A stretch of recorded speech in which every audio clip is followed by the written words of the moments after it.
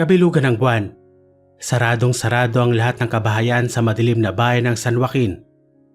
Sa katahimikan ng gabi ay biglang umalulong ang mga aso, kasunod ng isang malakas na sigaw. Kinabukasan, natagpuan ng bangkay ng isang babae sa ibaba ng burol. Wala itong suot na kahit ano. Laslas ang leeg at wakwak ang dibdib na tila dinukot ang puso. Ang hinala ay pinagsamantalahan muna ito bago pinatay. Tila iisang tao na sabay-sabay na napatingin ang nag-uumpukang taga-baryo sa iisang lugar. Ang mansyon sa itaas ng burol, ang Villa Aragon. Baka sa mata ng mga ito ang hindi matatawarang takot at pagkahindik. Naroon ang pakiramdam na tila ba may kung anong nilalang na pinagmamasdan sila, nagmamasid at naghahanap ng susunod na biktima. Umagang-umaga pa lang ay nasa munisipyo na si Michelle at naghihintay sa opisina ni Mayor Asuncion. Galing siya ng Maynila at kababalik lamang niya kahapon sa San Joaquin, ang bayang kanyang kinapanganakan at kinalakihan. Ang sabi nila, wala na raw masasarap pa kaysa sa mamuhay sa iyong bayang sinilangan. Ito ang dahilan kung bakit siya bumalik ng San Joaquin matapos ang 4 na taong pagtuturo sa isang exclusive school sa Maynila. Hindi na niya kaya ang polusyon, bilis ng pamumuhay at ingay ng syudad.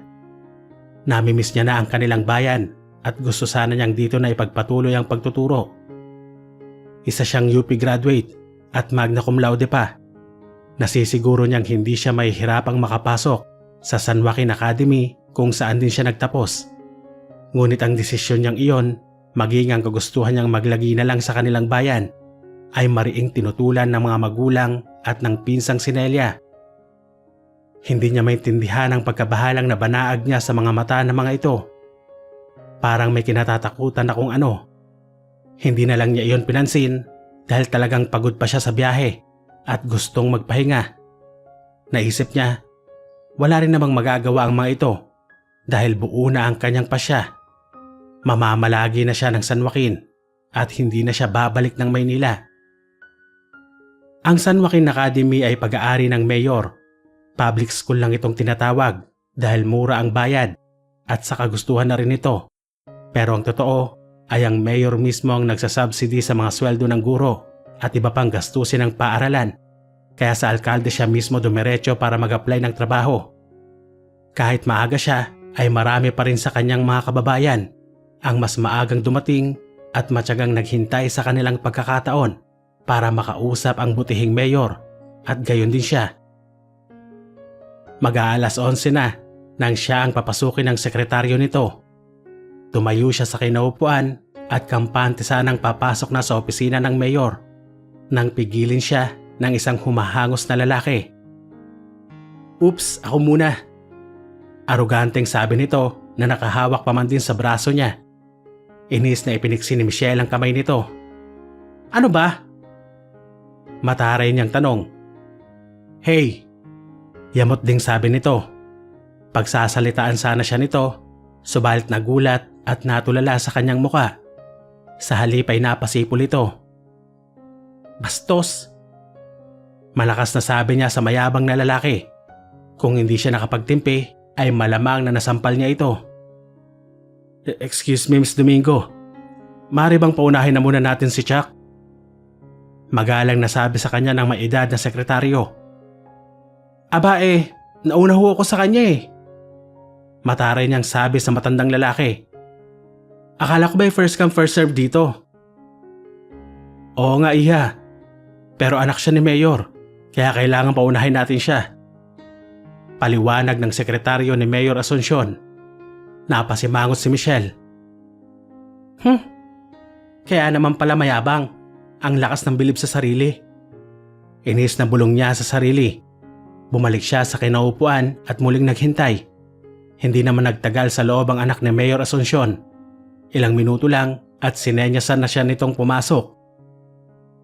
"Okay na, Miss Beautiful." Aroganteng sabi nito.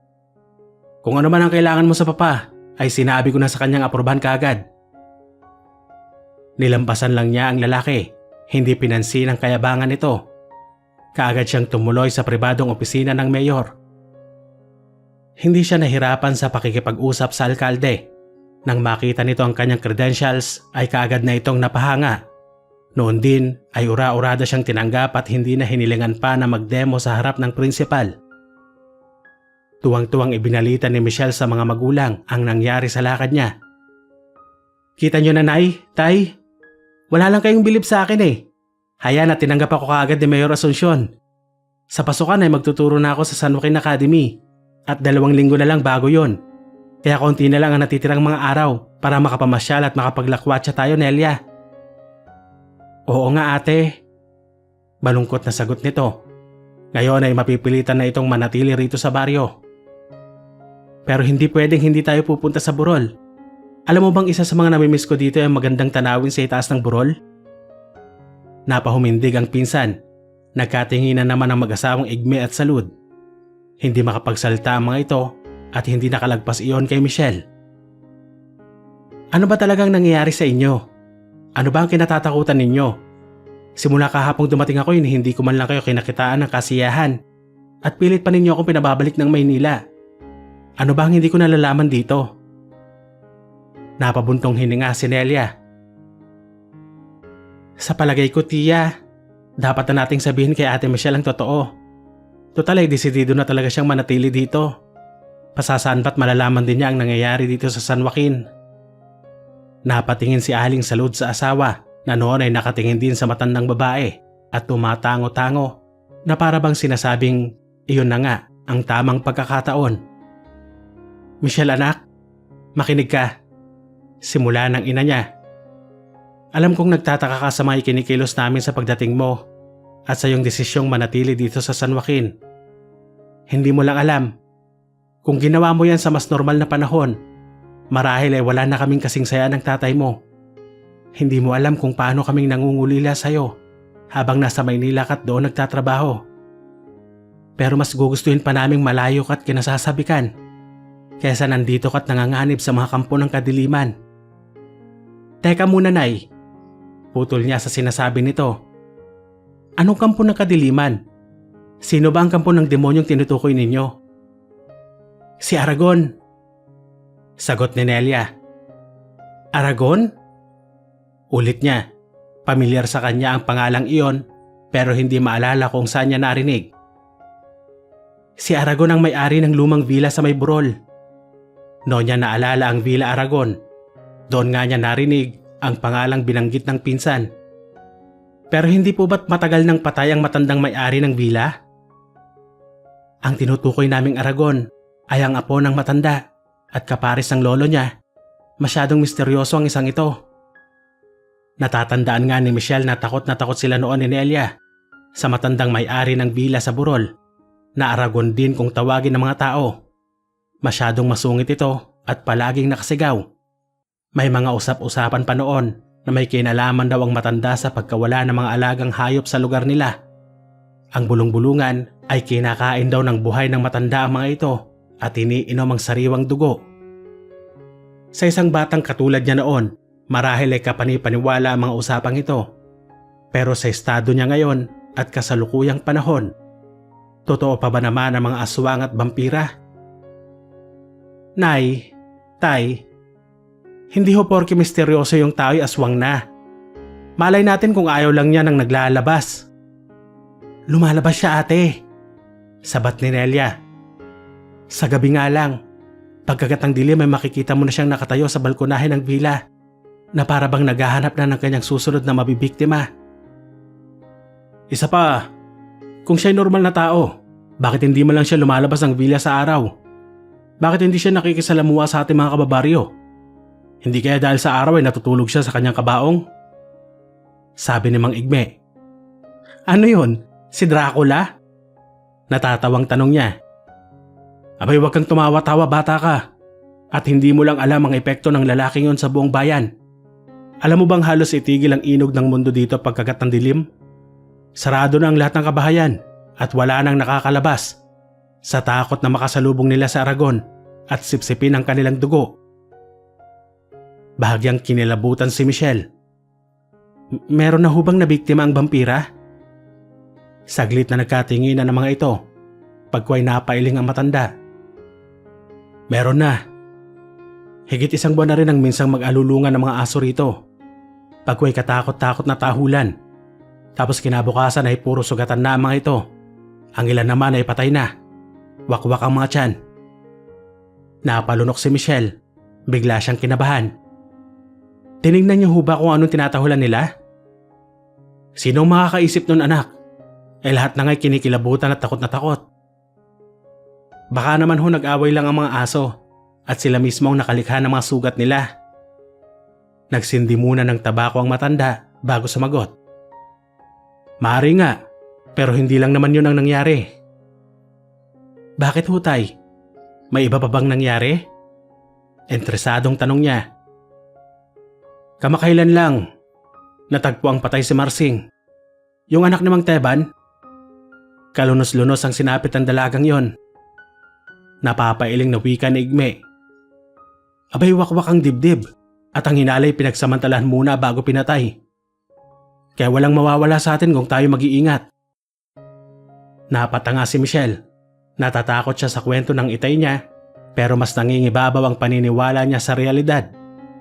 Ano bang walang mawawala? Malaking bahagi ng buhay ng San Joaquin ang nawawala nang dahil sa pagkatakot sa isang bagay na hindi nila nasisiguro kung totoo o likha lamang ng guni-guni. Huling araw na ng paglalakwatsa ni Nelia at Michelle dahil kinabukasan ay simula na ng pasukan at tiyak na magiging busy na ang huli sa pagtuturo sa San Joaquin Academy habang ang pinsan naman niya ay aabalahin ang sarili sa pananahin ng produktong ibinabagsak sa palengke. Kagagaling lang nila noon buhat sa panonood ng sine sa bayan at nagpa siyang kumain sa paborito nilang pansiteria. Masaya silang pinag-uusapan ng kanilang napanood habang hinihintay na maluto ang order nila nang pukawin sila ng pagpasok ng 4 na kalalakihan. Kabilang sa mga ito, si Chuck Asuncion. Napasimangot si Nelia. Ang mga asungot. Sino? Tanong ni Michelle. Di ang mayabang na Chuck na yan at ang mga tuta niya. Alam mo bang kung hindi lang napakabait ni Mayor Asuncion ay matagal nang natalo sa eleksyon yon dahil sa kayabangan ng anak niya? Napasimangot din siya nang makita ang tinutukoy ng pinsan. Lalo na nang makitang papalapit sa kanila si Chuck na abot hanggang tenga ang ngiti. May balak pa yatang lumapit sa atin ng hambog. Bulong niya. Abat, oo nga no. Kilala mo ba yan? Nakaengkwentro ko siya sa opisina ni Mayor. Natigil ang pag-uusap ng dalawa nang tuluyang makalapit sa kanila si Chuck at batiin si Michelle. Hi Miss Beautiful. Hindi niya pinansin ang lalaki, bagkus ay ibinaling ang tingin sa malayo. Nainis ang lalaki sa ginawi niya. Apat talaga palang supladita ka. Sumabat si Nelia. Pwede ba Chuck? Wag mo nga kaming guluhin. Ba bakit? Sino bang nanggugulo? Angil nito. Para binabati ko lang tong kasama mo ah. Siya nga ang nambabastos eh. Bakit ka ba kasi bumabati? Kilala mo ba siya ha? Kilala ka ba niya? Sarkastikong tanong ni Nelia rito. Pagkway sinenyasan ng serbidora at sinabing pakibalot na lang ang kanilang order. Madilim na madilim ang mukha ni Chuck na napahiya sa inasal ng 2 babae. Kung wala lang maraming tao sa pansiteria, ay babastusin talaga nito ang magpinsan. Wala itong nagawa kundi bumalik sa mesang kinaupuan ng mga kasama at tinanggap ang pangangantyaw ng mga ito. Pare, napahiya ka dun ah. Tudyo ng isang kasama nito na si Tim. Buwisit yung mga yan eh. Kala mo magaganda? Pare, magaganda naman ah. Lalo na yung isa. Yung mukhang taga Maynila. Hayop sa wangkata pare. Ang sexy. Tila gigil na sabi naman ni Freddy. Hindi lang sexy. Sobrang ganda pa. Jack, pang beauty queen. Susog naman ni Al. Yan ang dapat na maging syota mo pre. Tiyak na kabibiliban ka ng buong bayan kapag ang babae niya ang naging bata mo. Tumimo sa isip ni Chuck ang mga sinabi ng mga kaibigan. Totoong napakaganda ni Michelle. Hindi na siya dihado kung itong magiging syota niya. Magagantihan pa niya ito sa mga pambabastos nito sa kanya. Habang pinagmamasdan niya ang papalabas na si Michelle kasama si Nelia, ay pinangako niya sa sarili na balang araw ay mauhulog din ito sa kanyang mga kamay. Samantala, pauwi na ang dalawang babae. Bit-bit ang mga pagkain ipinabalot nila. Buwisit na tsak yun, nabitin tuloy ang kain natin. Gutom pa man din ako. Inis na sabi ni Nelia. Oo nga eh. Segunda ni Michelle. Kaya nga bilisan natin para makain natin to sa bahay. Pero iba ang kanyang naisip. Nelia? Ano kaya kung doon natin kainin ang mga ito sa burol? Para tayong magpipiknik, katulad ng ginagawa natin noong araw. Kaagad na nanlaki ang mga mata nito sa sinabi niya. Naloloka ka na ba? Sinabi ng delikadong lugar na yun eh. Malapit lang yun sa Villa Aragon. Naniniwala ka ba talaga sa mga sabi-sabi tungkol sa villa? Ang sabi ng matatanda, kampon daw ng demonyo si Aragon. Mangyari mula nang dumating yan dito kung ano-ano ng kababalaghan ang nangyayari. Kababalaghan? Oo, ang mga alulong ng aso, mga nakakapangilabot na sigaw, at ang malalakas at nakakapanindig balahibong dapyo ng hangin. Malay nyo kung puro guni-guni nyo lang ang mga yon. Hindi ba't kayo na rin ang nagsabing walang matibay na ebidensya laban sa kanya? Paano nga'y maingat ang mga tao dito? Buhat nang mangyari ang pagpatay kay Marsing, hindi na sila lumalabas tuwing gabi. Nagsipagsabit na rin sila ng mga krus at bawang sa mga bintana at pintuan ng kanilang bahay. Kaya wala nang mabiktima dito sa San Joaquin ng Aragon na yan. Napailing na lang si Michelle. Kahit ano pa ang sabihin ng pinsan ay hindi pa rin siya kumbinsido sa mga sabi-sabi ng mga tao sa San Joaquin. Pero ang sabi mo'y sa gabi lang lumalabas si Aragon. May araw pa naman ah. Wala sigurong masama kung pumunta tayo doon ngayon. Paano kung makita tayo ni Aragon? Paano kung maamoy tayo at masundan tayo sa bahay? Gusto niyang matawa sa katangahan ng pinsan, pero mas minabuti niyang makisakay rito. Paano niya tayong maamoy, aber? Tulog pa siya ngayon sa loob ng kanyang kabaong. Sa tingin mo kaya, tulog nga siya ngayon? Oo naman, lalo na kung nakasara ang kabaong niya. Lalo nang hindi niya tayo maamoy. Oo nga no. Nagliwanag ang mukha ni Nelia. O sige, paig na ako mag-picnic tayo sa burol. Basta wag mo lang sasabihin sa mga tiyan na pumunta tayo doon ha. Oo ba? Masayang sagot ni Michelle. Pagdating nila sa ibaba ng burol ay para silang mga batang nagunahan sa pagtakbo papanhik sa itaas. Tawa sila ng tawa habang naghahabulan. Pagdating sa itaas ng burol, kapwa na sila humihingal. Alam mo Ate Michelle, ngayon lang uli ako nakapunta dito. Kung hindi nga lang malakas ang loob mo ay hindi ako mapapapayag na gumawi rito. At saka umilap ang mga mata ni Nelia sa pagtingin sa Villa Aragon na direktang nakaharap sa kanila. Sinundan niya ng tingin ang kinatatakutan ng pinsan. Sa biglang tingin ay nakakatakot ang Villa Aragon. Yari ito sa makakapal na adobe na animoy lalong pinatibay ng pagdaan ng panahon. Ang bubungan nito ay yari sa tisa. May rebultong leon na yari sa semento sa pinakatuktok. Pero sa ikalawang tingin ay mapapansin na ang kagandahan ng villa. Spanish style ito na gaya ng karamihan sa mga bahay ng San Joaquin. Kakaiba lang ang pagkakayari na halatang pinagbuhusan ng talino ng kung sino mang arkitekto nito. Nakakapanghinayang nga lang at kinatatakutan ng isang matatawag na obra maestra. Masayang nagkwentuhan sina Michelle at Nelia habang kinakain ang dala nilang merienda. Masyado silang nalibang kaya bago nila namalayan ay unti-unti nang lumalaganap ang dilim sa paligid. Naku Ate Michelle, dumidilim na. Nagmamadaling tumayo si Nelia at naghanda na sa pag-uwi. Sandali lang, ano ka ba? Hindi ka ba talaga natatakot? Wala naman kasing dapat katakutan eh. Bahala ka. Pero kung di ka natatakot, ako, takot na. Sabi nito at saka nagmamadaling humakbang pababa ng burol. Tatawa-tawang sumunod siya sa pinsan. Malapit na sila sa paanan ng burol nang bigla siyang mapahinto. Oh, ano na naman yun Ate Michelle? Takang tanong ni Nelia. Ang kwintas ko, nawawala. Kanina lang ay suot ko pa yun eh. Baka nalaglag sa pamamasyal natin o di kaya sa pansitirya. Hindi. Kaninang papunta tayo dito ay nakapako pa yun eh. Kaya sigurado kong dito lang nalaglag yun. Baka kanina habang naghahabulan tayo. Naku, baka nga. Halika, samahan mo ko. Hanapin natin. Ano? Nanlalaki ang mga mata nito. Nagpapatawa ka ba?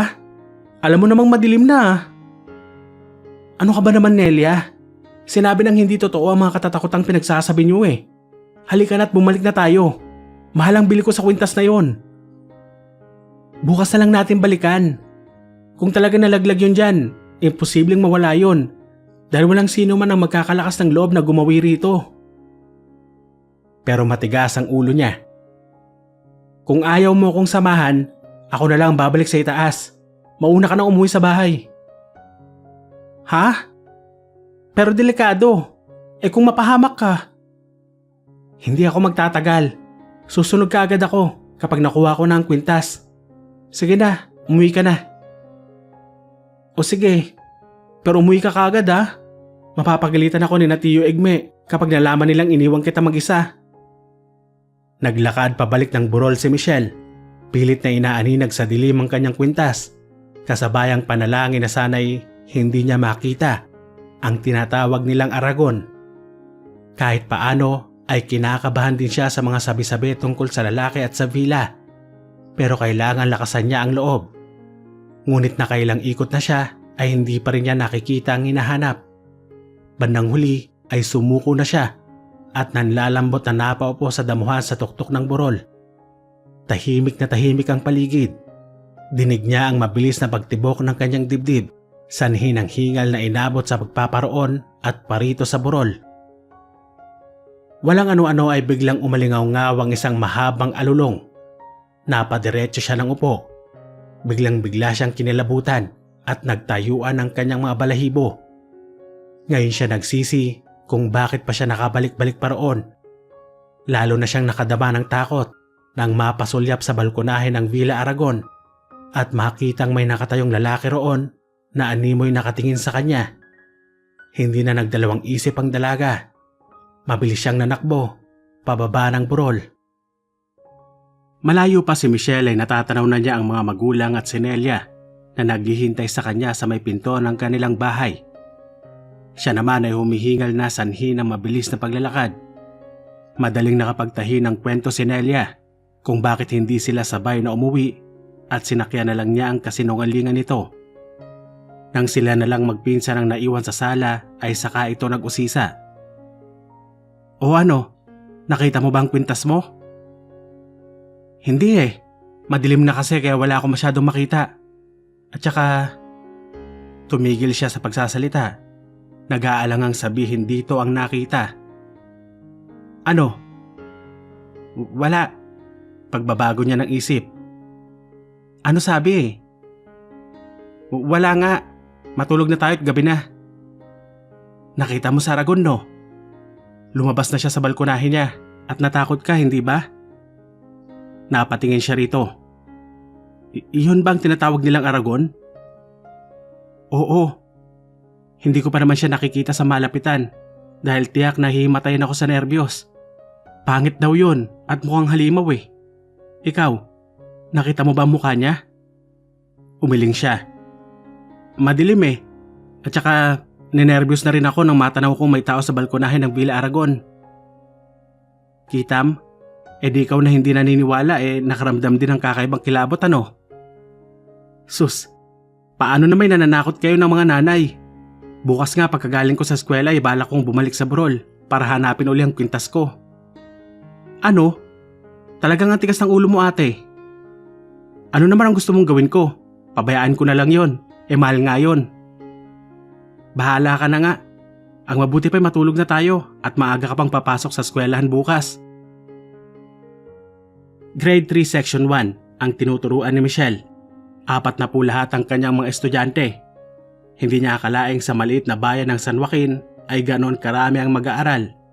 Hindi katulad doong siya ang nag-aaral ay 20 hanggang 30 lamang ang bilang ng estudyante sa bawat section. Kakatuwang sa dami ng mag-aaral sa San Joaquin ay bibihira ang mga batang nakikita niya sa lansangan. Siya na rin mismo ang sumagot sa pagtataka niya. Natatakot ang lahat kay Aragon. Alas 5 ng hapon nang tapos ang klase niya, sinadya niyang magmadali para makasaglit sa burol at nang mahanap niya ang nawawalang kwintas. Sa paanan pa lang ng burol ay iginala na niya ang kanyang mga mata habang sinusuyod ang bawat lugar. Papakyat na siya sa burol nang pukawin siya ng isang tinig. Miss Domingo? Muntik na niyang mabitawan ang dalang mga aklat sa gulat. Nakahinga siya ng maluwag nang makita si Benny, isa sa mga estudyante niya. Ano pong ginagawa niyo dito? Tanong nito. May hinahanap lang ako. Nalaglag kasi ang kwintas ko dito kahapon eh. Nagpunta po kayo dito kahapon? Oo, namasyal kami dito ng pinsan kong si Nelia. Hindi po kayo natakot, ma'am? Inosenteng tanong ng bata. Napangiti siya pagkway ginulo ang buhok nito. Natatakot ka rin kay Aragon ano? Tanong niya ngunit laking gulat niya nang umiling ito. Hindi po ako naniniwala sa mga sinasabi ng tao tungkol sa kanya. Hindi po totoo ang mga aswang. Napamaang siya. Mabuti pa ang bata at hindi makitid ang utak. Ma'am, gusto niyo po bang tulungan ko kayong hanapin ang kwintas niyo? Umiling siya. Malapit nang dumilim, Benny.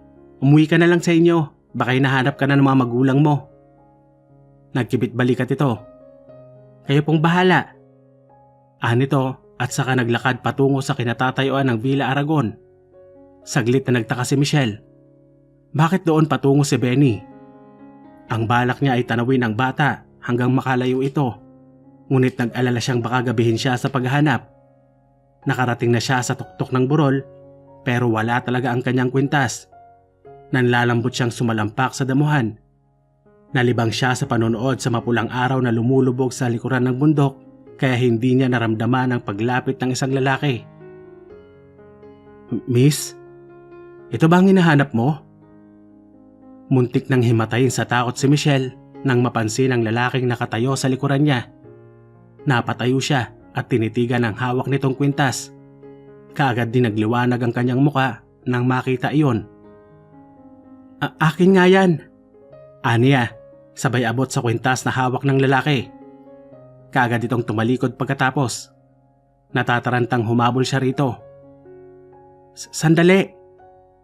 Kunot ang noong nilingon siya ng lalaki. Nagtatanong ang malamlam na mga mata. Salamat. Mahinang sabi niya.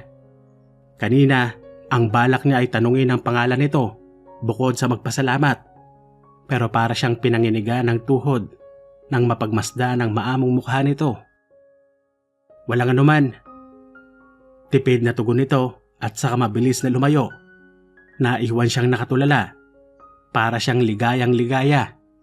Hindi dahil sa nakita niya ang kwintas, kundi dahil sa pagharap nila ng misteryosong lalaki. Sayang at hindi ko nalaman ang pangalan niya. Pero one of these days ay magkakasalubong din tayo. Paniniyak niya sa sarili at saka parang batang sumayaw-sayaw at nagpaikot-ikot sa burol. Nang hingalin ay muli siyang naupo habang iniisip ang gwapong lalaki. Huli na nang mapansin niyang kalat na ang dilim. Otomatikong napatingin siya sa balkonahe ng villa. Hindi nga nagkabula ang kanyang hinala. Nandoon nga si Aragon at animoy pinapanood siya. Ginapangan ulit ng kilabot ang kanyang buong katawan at nagmamadali niyang nilisan ang lugar na iyon. Para mapayapa ang mga magulang na kinakabahan tuwing uuwi siya ng gabi, ay hindi na inulit ni Michelle ang pagpunta sa burol. Tutal ay nakita na niya ang kanyang kwintas. Diretso na siya nang uwi sa bahay pagkagaling sa eskwela. Nabawasan ang pag-aalala ni Namang Igme at Aling Salud. Minsan, isang hapon, pagkagaling niya sa eskwela, ay laking gulat niya nang abutan sa kanila si Chuck na magiliw na iniistima ng kanyang mga magulang. O anak, mabutit dumating ka na. Kanina ka pa hinihintay nitong si Chuck. Abay nagkakilala na pala kayong minsan nitong anak ni Mayor eh. Magandang hapon, Michelle. Nakangising bati ni Chuck. Hindi niya alam kung bakit kumukulo ang kanyang dugo rito. Kung siya lang ang masusunod ay hindi niya ito papansinin at papanik na lamang siya sa kanyang silid. Subalit kaagad na silang iniwan ni Aling Salud at maghahanda pa raw ito ng hapunan, maging si Mang Igme. Ano bang ginagawa mo rito? Walang pasensyang tanong niya. Ngumiti ito, hindi pansin ang yamot sa tono ng dalaga. Dinadalaw ka, hindi ba obvious? At bakit? Wala naman akong sakit ah. Si Michelle naman, nagpapatawa. Hindi ba halatang gusto kong dumiga sa'yo? Napamaang siya. Dumiga? Ang ibig mong sabihin ay nanliligaw ka? Oo. Napag-isip-isip ko kasing bagay tayo, Michelle. Maganda ka, gwapo naman ako. Mayaman ang pamilya namin, matalino ka naman. Hindi ba't maganda ang kombinasyon natin? Tuluyan na siyang napatanga sa kakapalan ng mukha nito. Hindi ka na nakakibo dyan. Ano sa tingin mo? Magsyota na ba tayo? Panay-panay ang pagpipigil niya sa sarili. Hindi niya matake ang kayabangan ng kaharap. Kung maaari lang ay sasampalin niya ito nang magising sa kahibangan. Alam mo, Chuck, bilib na sana ako sa iyo eh. Ang bilis mo. Ang bilis mo talaga. Kaya lang nakakawalang gana ka. May araw pa'y nanliligaw ka na. Hindi ka naman siguro Chinese, no? Napakamot ito ng ulo. Michelle naman. Alam ko na. Natatakot ka rin makain ng aswang, no? Natatakot ka rin kay Aragon? Tuya niya. Anong natatakot? Sus, kunwari ka pa. Natatakot ka sa pamosong sa Aragon, hindi ba? Nagkakamali ka. Wala akong kinatatakutan kahit sino dito sa San Joaquin. Mayabang na tugon nito. Talaga? Oo. Bueno, patunayan mo, Chuck. Bumalik ka rito mamayang gabi at manligaw ha. Sa ngayon ay umuwi ka muna sa inyo at maghapunan. Maang na napatayo ang lalaki na sobrang napahiya sa sinabi niya. Padabog na iniwan nito ang nangingiting dalaga. Hindi na bumalik si Chuck kinagabihan at ng mga sumunod pang mga gabi. Umubra ang strategy ni Michelle. Katatapos lamang ng recess isang hapon at pabalik na si Michelle sa kanyang silid. Mula sa kantin nang abutan niya ang kanyang mga estudyante na nagkakagulo at mga nag-aaway. Class, stop that! Saway niya. Pero patuloy sa pagkakagulo ang mga ito. Nabahala siya, lalo na nang mapansin ang pagtulo ng dugo sa sahig. Ano ba? Sinabi na magsitigil kayo eh. Galit na sigaw niya at saka isa-isang hinawi ang mga batang nagkulumpon. Natakot ang mga ito at isa-isang nagsitabi. Naiwan sa gitna si Benny na duguan ang muka, sanhi ng putok sa noo. Diyos ko, anong ginawa niyo sa kanya? Ma'am, sila po. Pinagtulong-tulungan nila si Benny. Sumbong ng estudyante niyang sininita.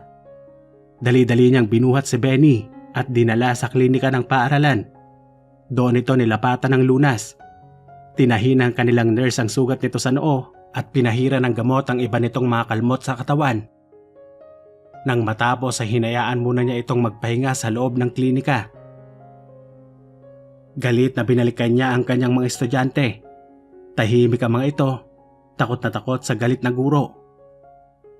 Anong nangyari dito? Bakit ninyo sinaktan ng ganun si Benny? Walang sumagot. Nanatiling nakayuko ang mga ito. Nanita? Tawag niya.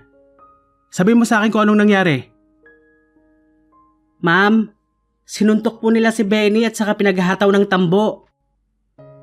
What? Hindi siya makapaniwala sa pagiging bayolente ng mga estudyante niya. Hindi niyo ba alam na maaari kayong idemanda ng mga magulang ni Benny sa ginawa ninyo? Pananakot niya sa mga estudyante. Ma'am, paano po sila makakapagdemanda? Hindi naman nakakalabas sa araw ang mga kamag-anak ni Benny. Pilosopong sagot ng estudyante niyang si Carlos. Anong pinagsasabi mo? Ma'am, demonyo po mga kamag-anak ni Benny. Hindi niyo po ba alam na sa Villa Aragon siya nakatira? Napamaang si Michelle. Ang ibig niyong sabihin, kaya niyo pinagtulong-tulungan si Benny ay dahil nakatira siya sa villa na yon? Opo ma'am, ang sabi po ng lola ko ay halimaw ang mga tao doon. At si Benny, pagsapit niya sa tamang edad ay magiging ganap na halimaw rin. Napabuntong hininga siya. Paano ba niya kukontrahin ang mga maling itinuturo ng mga magulang sa kanilang mga anak? Makinig kayong lahat. Hindi totoong may aswang, vampira, manananggal o anumang sinasabi ninyong gumagala sa ating lugar tuwing gabi. Ang lahat ng ito ay bunga lamang ng imahinasyon at guni-guni ng mga tao rito. Walang sino man sa atin na may karapatang sakta ng sino man nang dahil lang sa maling hinala. Ayoko nang maulit to Bukas na bukas ay hihingi kayong lahat ng tawad kay Benny. Matigas na utos niya. Umugong ang bulungan sa pagitan ng mga estudyante. Hindi sila sang-ayon sa kanyang sinabi. Quiet! Kaagad namang sumunod ang mga bata. Okay, you may go now. Nang makalabas ang mga estudyante ay binalikan niya si Benny sa klinik. Ang school nurse nila ay naghahanda na sa pag-uwi. Mabuti at nandito na kayo, Miss Domingo. Isasara ko na po kasi ang klinik Sandali lang, pakikiusapan ko lang si Mang Kadyo na ihatid si Benny sa kanila. Sabi niya na ang tinutukoy ay ang janitor ng paaralan. Ngunit tigas ng tanggi ang matandang lalaki nang sabihan niya ito. Naku, Miss Domingo, mag-utos na lang po kayo ng iba. Wag lang po yan. Papadalim na ho kasi. Delikado. Lalo na't sa Villa Aragon nakatira ang batang yun. Baka hindi na ako makalabas ng buhay doon. Hindi napilit ni Michelle ang janitor na ihatid si Benny, kaya napilitan siya mismo ang maghatid sa bata. Kayo pong maghahatid sa akin, ma'am? Oo, Benny. Umuwi na kasi sa Mang Kadyo Pero ma'am, hindi na po ninyo ako kailangang ihatid. Kaya ko naman pong maglakad Umiling siya. Kailangan ipaliwanag ko sa mga magulang mo ang nangyari, Benny. Tsaka na mag-aalala sila kapag nakita nilang ganyan ang itsura mo. Wala po ang mga magulang ko dito, ma'am. Mayroon na po silang sariling mga pamilya. Sinong kasama mo sa Villa Aragon? Ang Lola Pilar ko po at saka si Kuya Neil. Yun naman pala di sa kanila ko ipapaliwanag ko anong nangyari sa'yo. Ang mabuti pa'y lumakad na tayo at ang hindi tayo abuti ng dilim sa daan. Kayo pong bahala. Natatanaw na nila ang Villa Aragon nang tanungin ni Benny ang guro. Ma'am, hindi po ba kayo natatakot na sumama sa akin dito? Ha? Bakit naman ako matatakot? Kasi po yung sinasabi nilang bahay daw po ng halimaw itong villa. At saka, di po ba kaya nila ako pinagtulong-tulungan kanina dahil sa kampon daw po ako ng demonyo? Hindi naman totoo yun, di ba? Mabilis na umiling ang bata. Hindi po kami demonyo, ma'am. Hindi po kami masama. Inakbayan niya ito. Alam ko yun. At saka hindi ako naniniwalang may demonyo dito sa San Joaquin. Imahinasyon lang yun mga taong mahinang pananampalataya sa Diyos. Sukat sa sinabi niya ay niyakap siya nito. Ang bait-bait po talaga ninyo, ma'am. Nininervyos si Michelle habang nakaupo sa maluwag na sala ng Villa Aragon at hinihintay ang paglabas ni Benny, ng lola nitong si Manang Pilar at ang tinatawag nitong Kuya Neil. Pinakiusapan siya ng matanda na hintayin sila habang ipinaliliwanag kay Neil ang nangyari. Abot-abot ang kanyang kaba.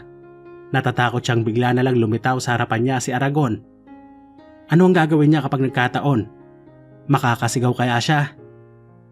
Paano kung pinagpaplanuhan na pala siyang kainin ni Benny at Manang Pilar sa loob? Kaagad niyang pinalis ang masamang naiisip at para maalis ang kaba ay iginala niya ang paningin sa kabuuan ng paligid. Maganda ang kaayusan niyon, bagamat madilim dahil isang lamparang aandap-andap lamang ang ilaw sa buong sala. Hindi nakabukas sa mga nagagandahan at klasikong chandelier na nakasabit sa sala. Kapuna-puna rin ang naglalakihang kwadro sa dingding. Anyong Kastila ang mga nasa larawan. Kapuna-puna ang resemblance ng bawat isa. Halatang nagmula sa iisang angka ng mga ito. Kung ito ang lahing pinagmula ni Aragon, katakatakang maging pangit ito at may anyong nakakatakot. Dahil bagaman matatapang at mukhang istrikto ang mukha ng mga nasa larawan, kapuna-puna pa rin ang magagandang hugis ng mukha ng mga ito. Matatangos ang ilong at maninipis ang labi. Halatang mga aristokratang tao. Ang nakakapagtaka pa, parang pamilyar sa kanya ang features ng mga nasa larawan.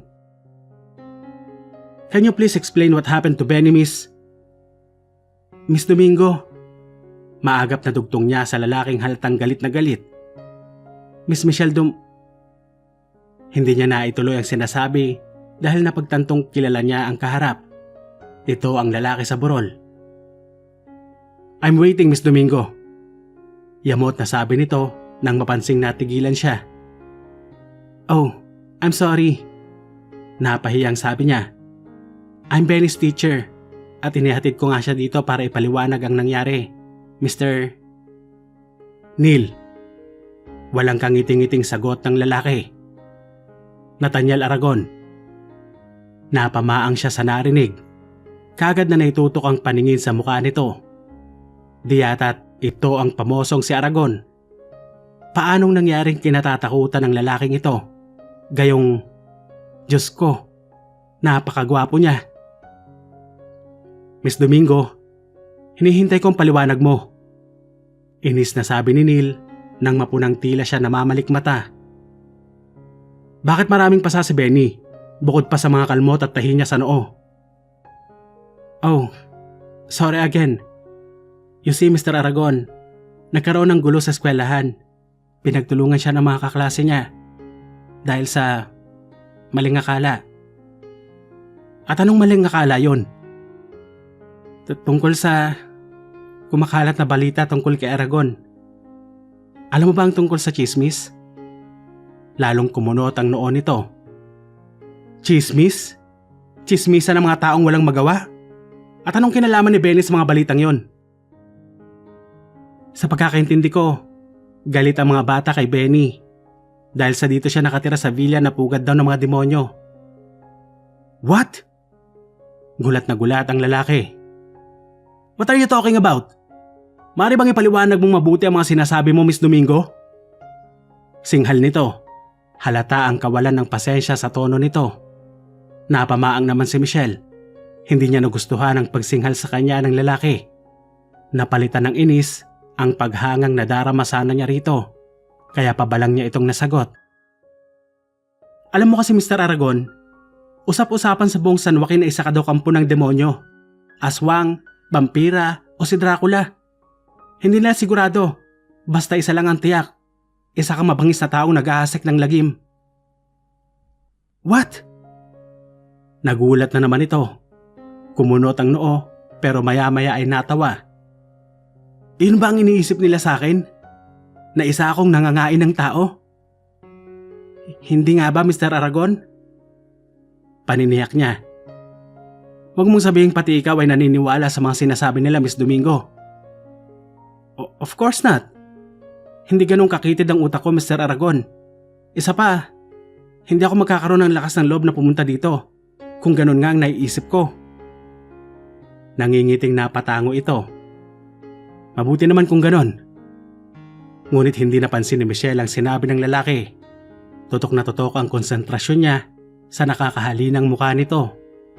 Ngayong nakangiti si Neil Aragon, lalong lumutang ang pagiging magandang lalaki nito.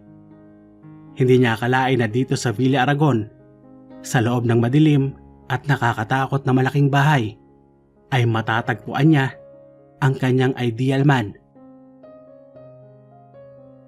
Ang mga pambubuli at pangaasar na natatanggap ng batang si Benny ay naulit pa sa pagdaan ng mga araw. At buhat noon ay hindi na ito nagpapasok. Isang linggo na itong absent at nag-aalala si Michelle kung ano ang nangyari rito. Nang hapong iyon ay naisipan niya itong sadyain sa Villa Aragon. Miss Domingo, kayo ho pala. Tuloy po kayo. Bungad ni Manang Pilar nang mapagbuksan siya ng pinto. Salamat po, Manang Pilar.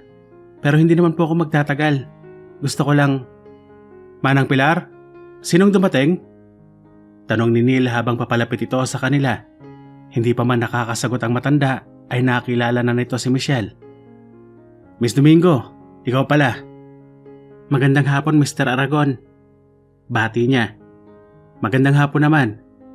Bakit hindi tayo maupo sa sala? Manang Pilar, maaari bang maghanda ka ng may inom? Oo, Neil, sandali lamang. Nakangiting tinanguan niya ang matanda.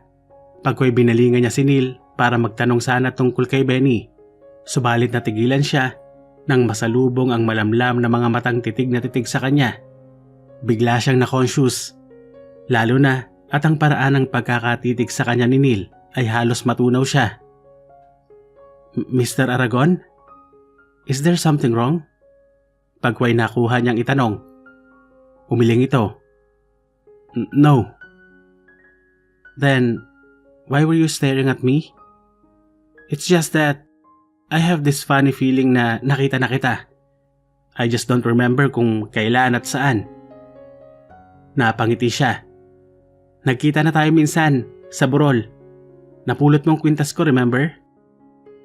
Ikaw ang babaeng yon? Hindi mo na ba natatandaan? Umiling ito. Napansin lang kasi kita na paikot-ikot. Na-curious ako at pumunta doon para malaman kung anong mayroon. At nakita ko nga ang kwintas mo. Naisip kong yon marahil ang hinahanap mo. Kaya nang makita kong paikot-ikot ka na naman ay nilapitan kita at isinuling kwintas mo. Pero hindi na kita natatandaan. Paano mo nga akong matatandaan ay napakasuplado mo? Naisip niya. Anyway, Miss Domingo, ano nga palang sadya mo dito? May problema ba sa eskwela tungkol kay Benny? Nasaan nga pala si Benny? Lumabas siya. Inutusan siya ni Manang Pilar na bumili ng asin. Tiyak na matatagalan ng batang yon. Alam mo naman, 2 kilometro ang layo ng pinakamalapit na tindahan dito.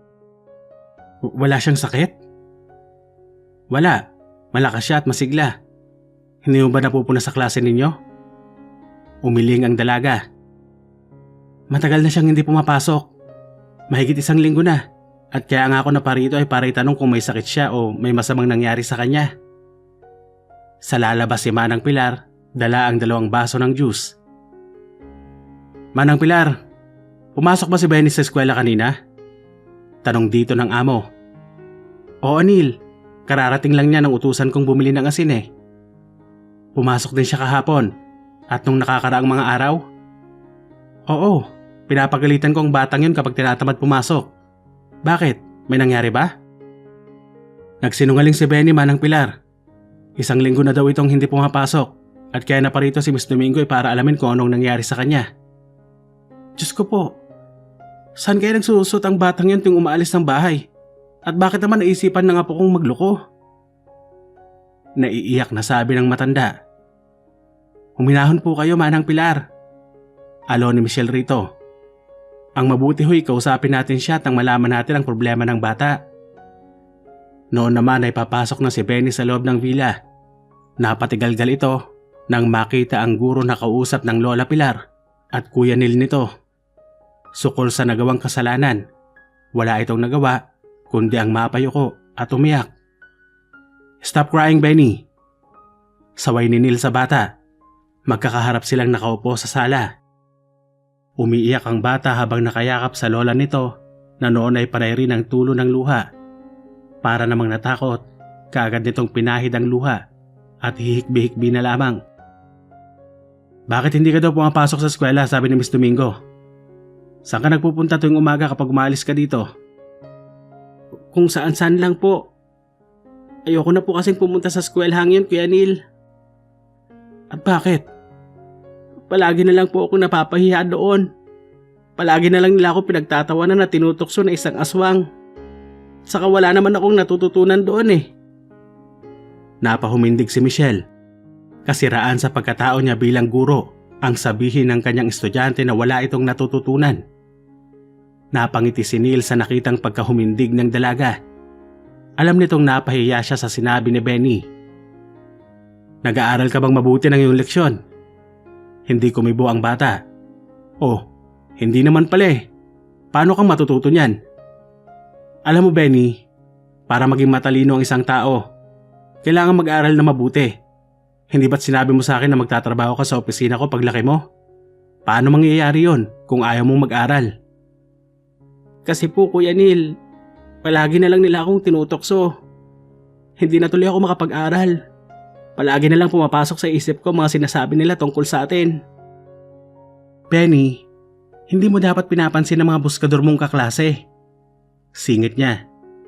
Ang mahalagay alam mo kung ano ang totoo. Tama ang teacher mo, Benny. Dapat ay patunayan mo sa kanilang matalino ka at mali ang sinasabi nila sa'yo.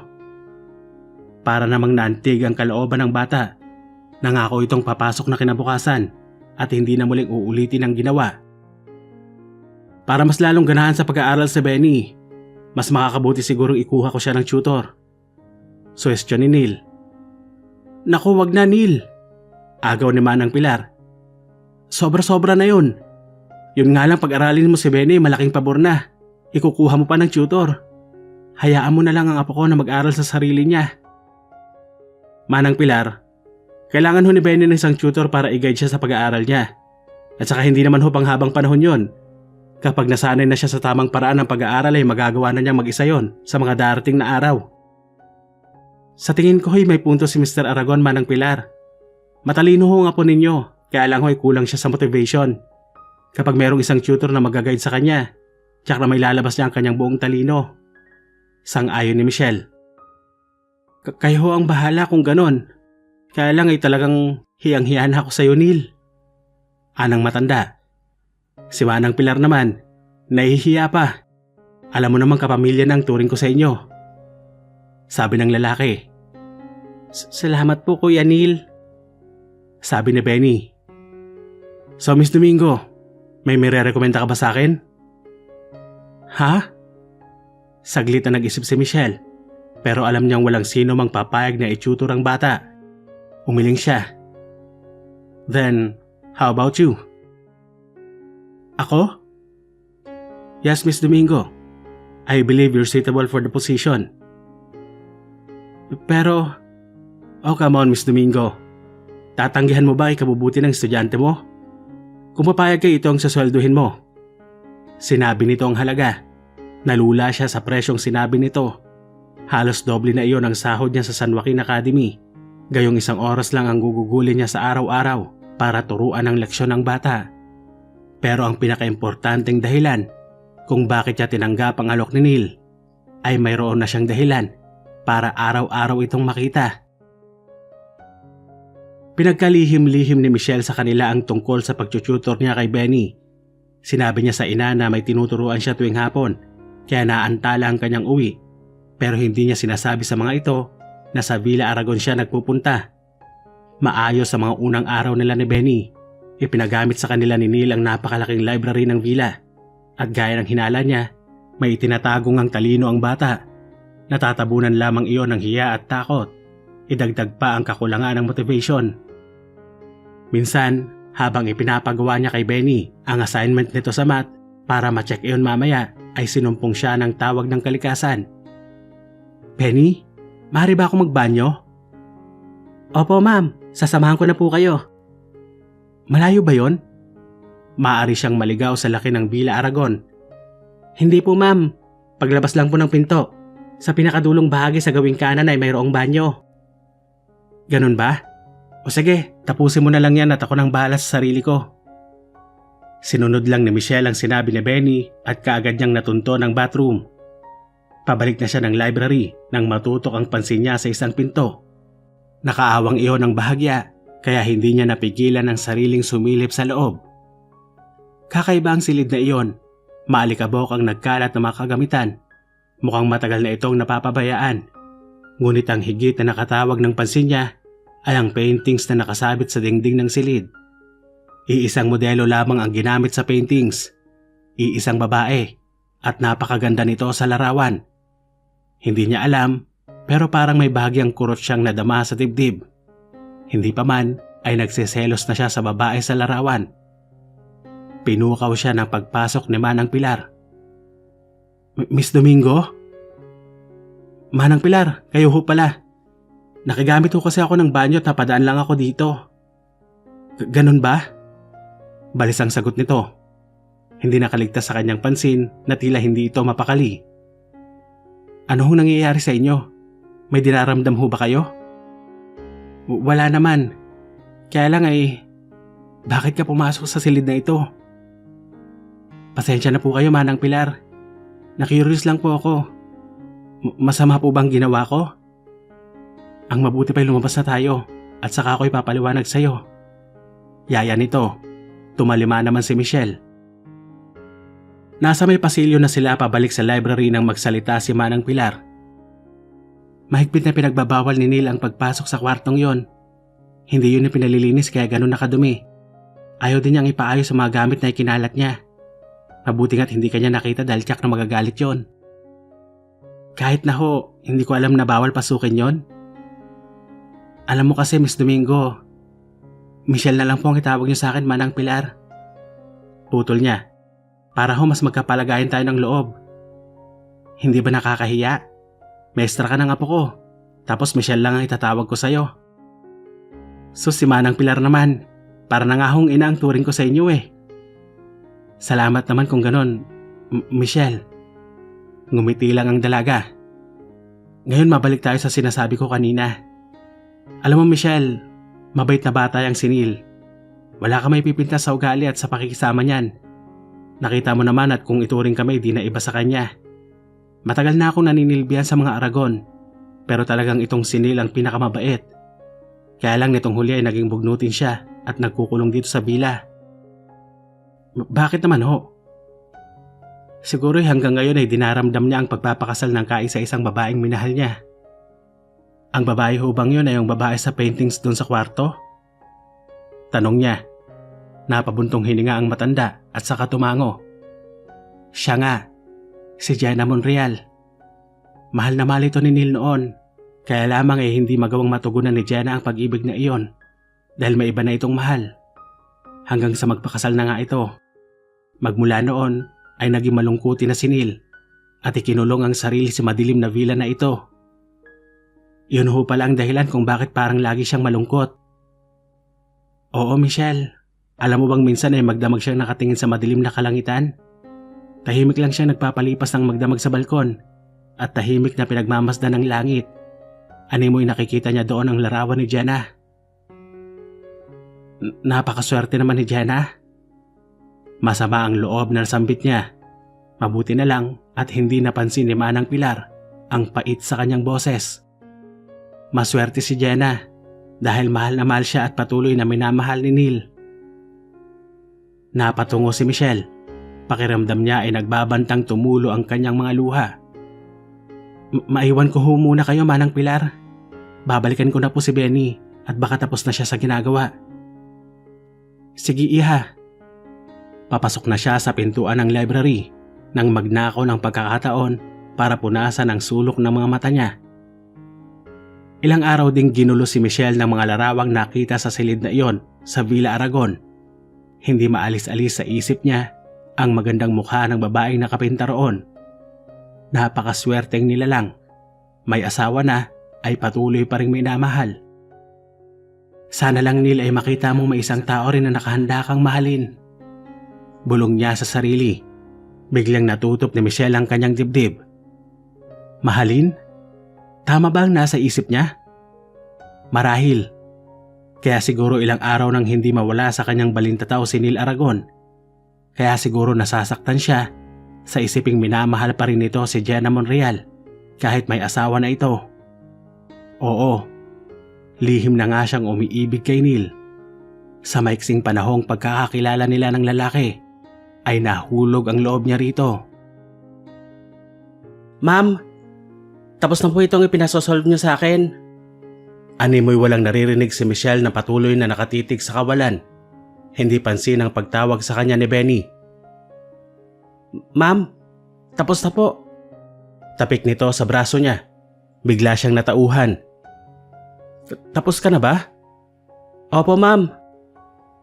O sige, sagutin mo muna tong assignment mo sa English at saka ako i-check mamaya. Ma'am, may sakit po ba kayo? Ha? Wala. Bakit mo naitanong? Kasi po, nitong mga nakakaraang araw ay napapansin kong palagi kayong nakatulala at nakatingin sa malayo. Para bang meron kayong mabigat na nadarama sa dibdib ninyo? Malungkot siyang ngumiti. Hindi niya akalaing ganoon pala siya ka-transparent. Pero bakit kay Benny lang? Kung sana ay si Neil ang concern sa kanya. Tumayo siya para magtungo sa bathroom. Pabalik na siya sa library nang muling matutok ang pansin niya sa saradong pinto ng silid na nagtataglay ng pag-ibig ni Neil. May kung anong nagtutulak sa kanya para pumasok doon. Lumingalinga siya at nang masigurong walang tao ay lakas loob niyang pinihit ang doorknob at muling tumambad sa kanya ang naglalakihang paintings ni Jenna. Titig na titig si Michelle sa mga larawan ng babae. Napakaswerte mo, Jenna. How I wish na mapalitan ko man lang kahit kapirasong puwang mo sa puso ni Neil. Kailan kaya siya makakalaya sa alaala? Sinong nagbigay sa'yo ng permiso na pumasok sa kwartong to? Dumadagundong ang galit na boses ni Neil, dahilan upang matauhan si Michelle. Hindi niya alam kung ano ang mananaig sa kanya, kung ang pagkagulat o takot sa nakikitang galit sa mukha ng lalaki. Tinatanong kita, Miss Domingo. Sinong nagbigay sa'yo ng permiso na pumasok sa kwartong to? Matigas na tanong nito. I'm sorry, Mr. Aragon. Hindi ko napigilan ang sarili kong pagmasdan ng mga paintings dito. Naisipan niyang idahilan sa pagitan ng kaba at takot. Paano mo nakita ang painting samantalang sarado ang pinto? Alam ko yon. Dahil sinigurado ko na hinila ko ang pinto pasara kaninang nanggaling ako dito. Bakit hindi mo amining sinadya mong buksan ito para makita mo kung anong laman? Singhal nito. Natameme siya, pero dahil sa napahiya, lumabas ang katarayan niya. Idagdag pa ang sakit na dala ng pagsigaw-sigaw nito sa kanya. I said I'm sorry, Mr. Aragon. Isn't that enough? Ano bang akala mo? Pinagtatangkaan kitang nakawan? Well, I'm sorry to disappoint you. Pero wala akong balak na nakawin ang basura mo. Pagkasabi niyon ay dali-dali siyang lumabas ng silid. Sumaglit siya sa library para kunin ang kanyang mga gamit at mabilis na nilisan ang villa. Naiwang natitigilan si Neil. Hindi nito inaasahan ang inasal ng dalaga. Galit na napatiimbagang ito. Naguguluhan namang humabol si Benny sa guro. Pilit na tinatanong kung ano ang nangyari. Walang balak si Michelle na paabot sa bata. Lalo na at hilam na hilam ng luha ang mga mata. Si Manang Pilar naman na nakarinig at nakakita sa lahat ng pangyayari ay nag-aalalang lumapit sa amo. Neil? Iho? Sa tingin ko'y masyado mong nasaktan si Michelle. Hindi naman ganun kalaki ang nagawa niyang kasalanan para sigawan mo siya ng ganon. Malungkot na napatingin si Neil sa matanda. Ang totoo, sising-sisi siya sa nagawa. Para siyang natauhan nang makita ang galit sa mga mata ni Michelle. Pero mas higit siyang nabagbag sa sinabi nito. Wala akong balak na nakawin ang basura mo. Simpleng salita sa pandinig ng iba, pero iba ang dating sa kanya. Para sa kanya ay iba ang kahulugan niyon. Iba ang nakita niya sa mga mata ng dalaga. Nagdalawang isip si Michelle kung itutuloy pa ang pagtututor kay Benny ng sumunod na araw. Kung susundin niya ang isip, hindi na siya babalik pa sa Villa Aragon para hindi na makita pa si Neil. Dahil habang nagpupunta siya roon, patuloy siyang nalulunod sa pag-ibig para rito na alam niyang imposibleng magkaroon ng katugunan. Pero iba ang ibinubulong ng kanyang puso. Hindi ba't masaya ka na makita mo lang si Neil? Kung hindi man mabigyan ng katugunan ng pag-ibig mo sa kanya, isipin mo na lang na libre ka namang ibigin siya. Luka-luka na siyang talaga kapag ganoon ang ginawa niya. Pero mas gusto niyang isiping nananaig ang pagmamalasakit niya kay Benny kaya tutuntong siya ng villa. Hindi magandang itigil ang pagtuturo niya dito dahil ngayon palang unti-unting nailalabas ng bata ang kapasidad nito. Kung bigla siyang titigil, baka bumalik ito sa pagiging kimi at walang gana. Lalo na ngayon at papalapit na ang kanilang periodical test. Ipinangako na lang niya sa sariling pipigilin niya ang sarili na lumabas ang library.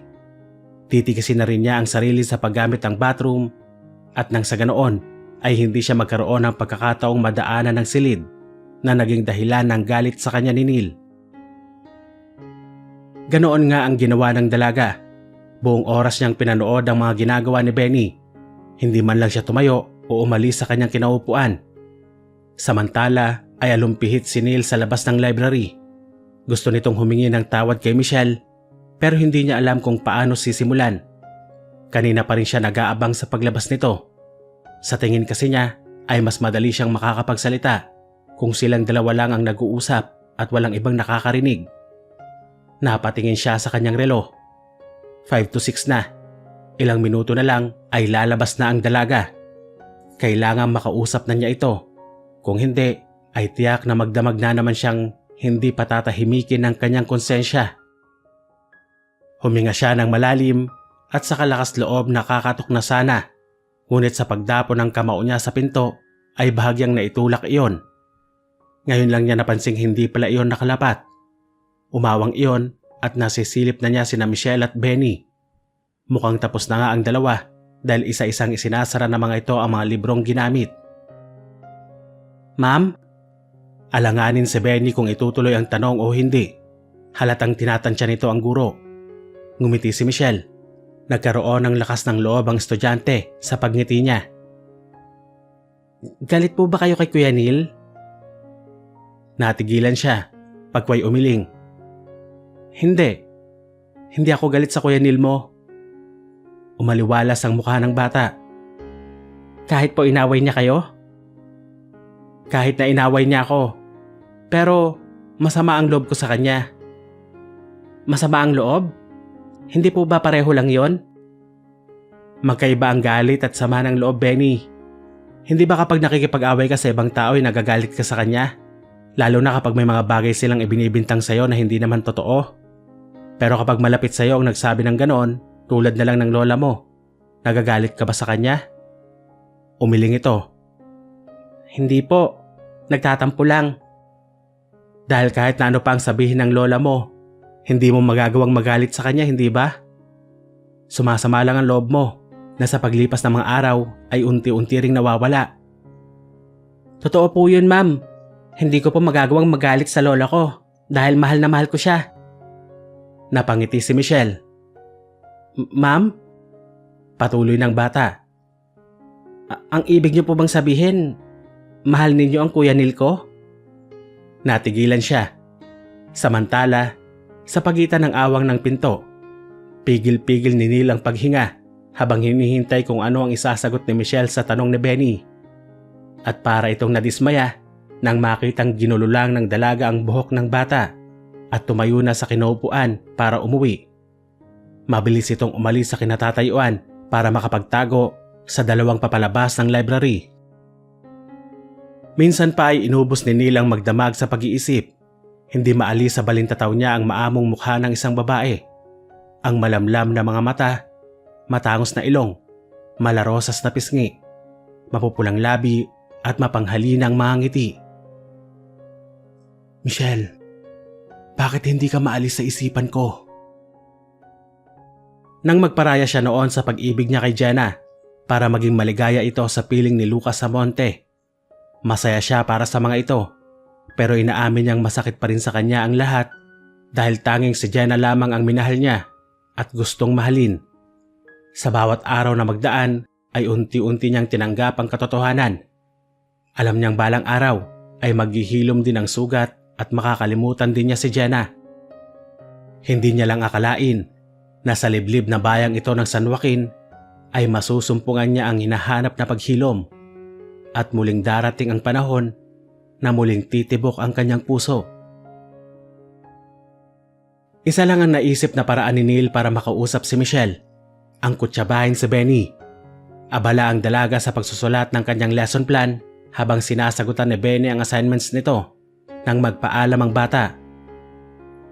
Ma'am, magbabanyo lang po ako. O sige.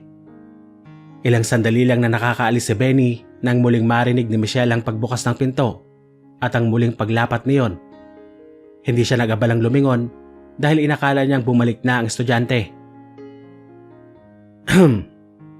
Natigilan siya.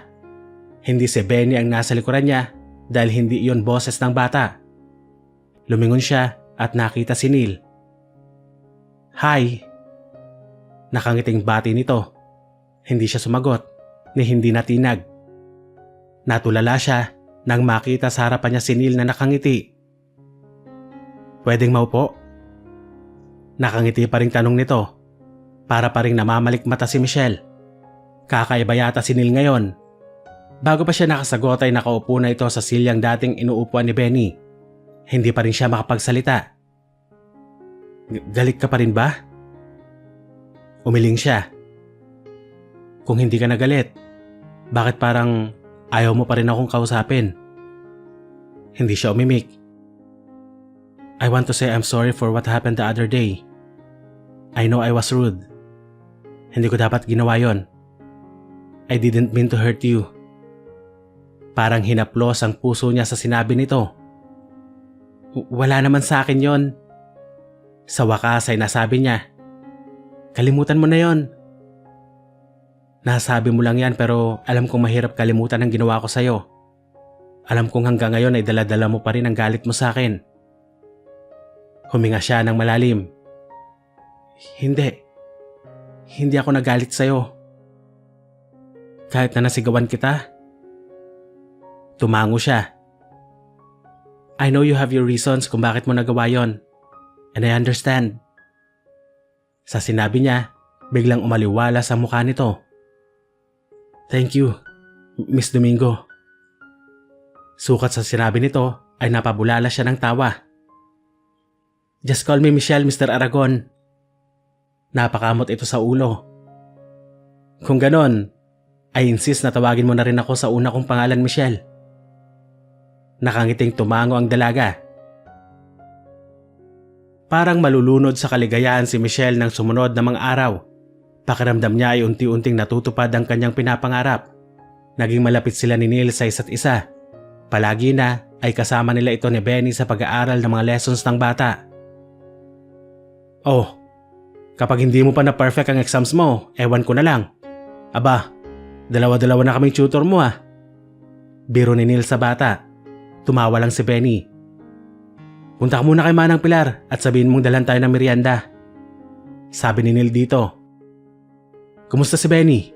Mabilis siyang makasunod sa mga tinuturo mo, no? Tanong nito nang makalabas na ang estudyante niya. Natutuwa nga ako eh. Hindi mo na mababakas ang dating malulungkutin at tahimik na bata. Siguro ay masyado siyang naapektuhan ng paghihiwalay ng mga magulang niya kaya siya naging ganon. Hiwalay pala ang mga magulang niya? Oo. Mayroon ng sariling mga pamilya mga ito at si Benny ay iniwan sa pangangalaga ni Manang Pilar.